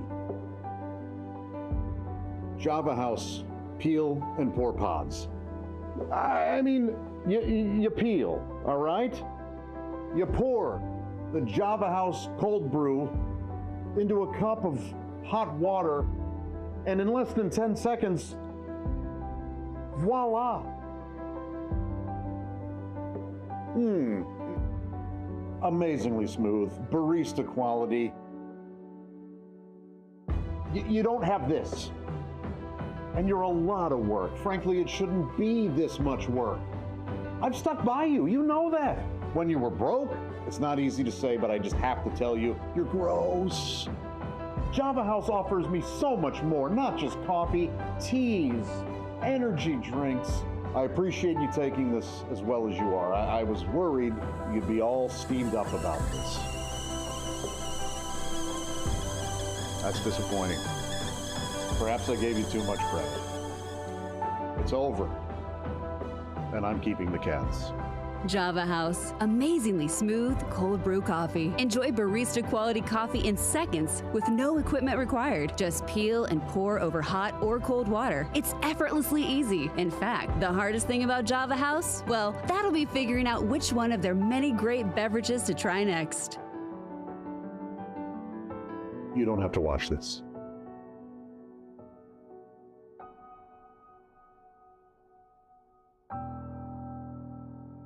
Order online at javahouse.com. Java House, the official coffee and refreshments of the Bob and Tom Show. From what we understand, the art of the vajazzling begins with a waxing. Is that correct? Yes. How much preparation have we had so far? Has the Well, she's gotten a Brazilian. Oh, she's done that already. We didn't do that here. Okay, Prove good. it. No, we didn't do that. Prove it. Marianne. The epilation has already taken place. Yes. And when was that done? Yesterday. You can go as low as you want to go. Or as high as you want to, right? For today's purposes, we're going a little bit above the panty line. And presumably there's some kind of glue used? Yeah, we're using eyelash glue today. Really? Okay. Do you mind? Should I go in there so I can see this? I think you should. Yes, Yeah, get right down. Eyeball Good that luck. thing, Tom. Do you mind, Hillary, would you mind if I go in there? No, of course not. You don't mind if I come in? Okay. Yeah, All right. we need It's you. better than you pressing your face up against the window. Licking the window. Tom is heading in. The ladies from the Naked Monkey are about to. He's going to pet the monkey. What design are we doing today? We're doing the Bob and Tom logo. I'm attempting the. Are you really? Is that right? Uh-huh. This is really nice. Now let me try to describe this so you can see. Above the panty line, a number of sort of are these rhinestones? Yes. Yeah. Rhinestones are those already glued on? Yes. They are, yeah. They're glued on in kind of an arc, and then she already has the word Bob above the panty line in little teeny rhinestones. Oh, really? And Tom, nice. all right. So she's pretty fast with this stuff. Yeah, she's very good. So have you noticed an upsurge in popularity and having Since this Jennifer done? Love Hewitt? Well, actually, just since you guys started talking about it. Nice. Okay. The T in Tom is not cooperating. Well, of course. What a surprise. What are the odds? That's right. Oh, my gosh. Guys, do you think it's a good idea? Well, I need to see the finished product. But I think.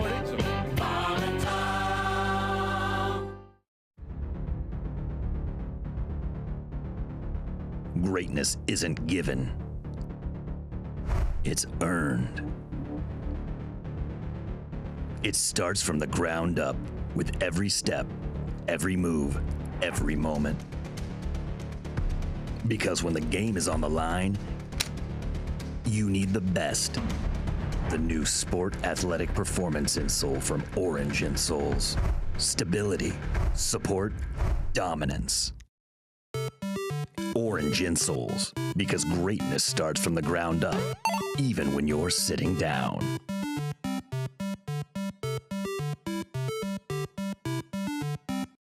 It is a nice neighborhood, but we're on the backside of the South Pasadena, so we're close. So although it's nice, the crime starts just to the other side of us, and we had some police activity in our neighborhood not too long ago. I see. And obviously, a little scary. I'm supposed to be the defender of the home. Currently, with a vitamin D deficiency, it does take a little bit of the edge off your confidence. Yeah. Well, if someone breaks in your house, when your first concern is not the burglar, but did he leave the front door open so a strong wind could snap you like peanut brittle? Sure, I understand. But a buddy of mine, someone broke into his house, and he did not react the way he thought he was going to. What did he do? Well, what he did was he hid.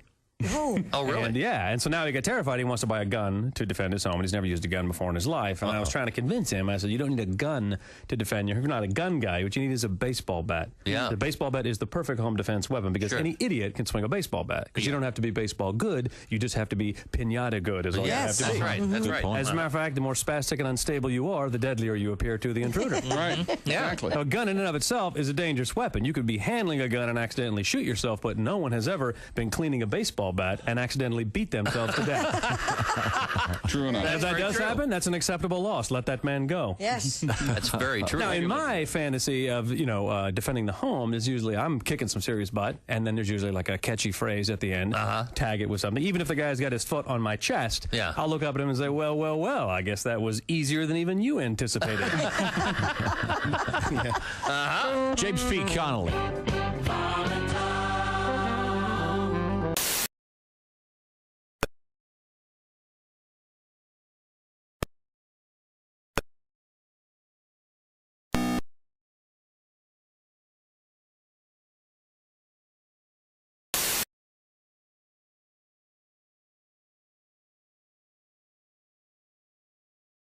Yourself, even singing it. Register now at Q95.com. What do you want to sell? We'll help you do it in May here. Welcome back to the Bob and Tom Show. It's a show. It's a presentation. Christy Lee, Pat Godwin, Jeff Oskey. I'm Chick McGee. Tom, we have a special guest. It's always welcome here. It's comedian Greg Hahn. I'm on the supplements. You are? Flintstones vitamins kicking in. With iron, I hope. They were the first kid vitamins, right? Flintstones? Oh, I think so. It would No, have to be. Chalks chewables. Remember those? What are they? Chalks. The chewables. That's what we had when we were kids. CHOCKS? Mm-hmm. Chalks That chewables. sounds familiar. Yeah. I had Vidalin. Vidalin. Mm-hmm. I remember that. You grew up in Dickensian London, I didn't did. you? At like 1830. And it must have been 90% sugar. It was delicious. I looked forward to it. Dude, Yeah, we did too. were you one of the kids who liked the orange aspirin for kids? Oh, I hated Delicious. them. The baby aspirin? I thought those were delicious. I hated the taste of I those. like Pepto-Bismol. I like that taste. Not bad. I used to sneak to the cabinet and take a swig of Bismol when my parents weren't looking. Hit I some loved Bismol, baby. Chalks vitamins, especially for kids, were popular in the 50s and 60s, known for their unique fruity flavor. Chalks. Yep. That's the Australian pronunciation of Chuck. I used to take Rise baby aspirin. Rise. Is that from Rise syndrome? Is that I'd like to congratulate You know what that means. the 4 people who got that joke.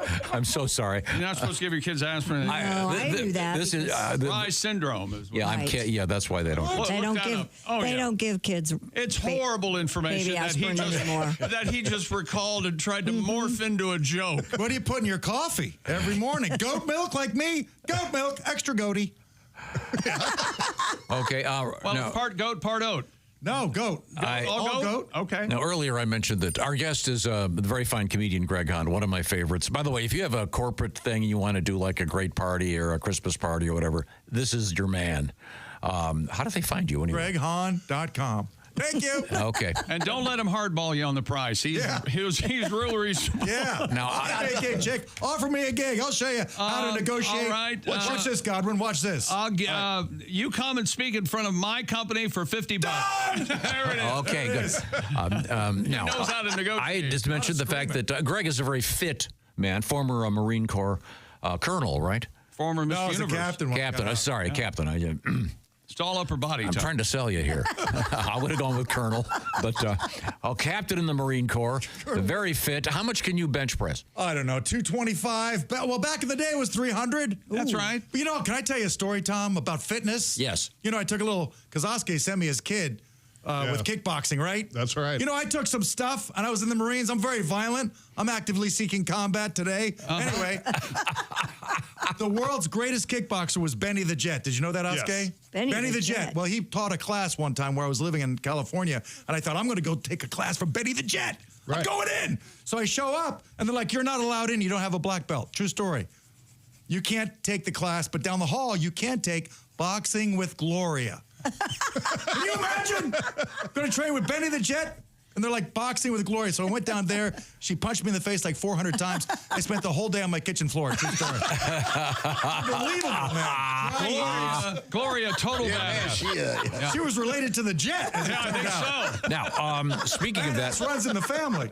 What I was mentioning was you are a single man. Oh, yeah. Single man with a condo. And a condom. A condo in Florida, no less.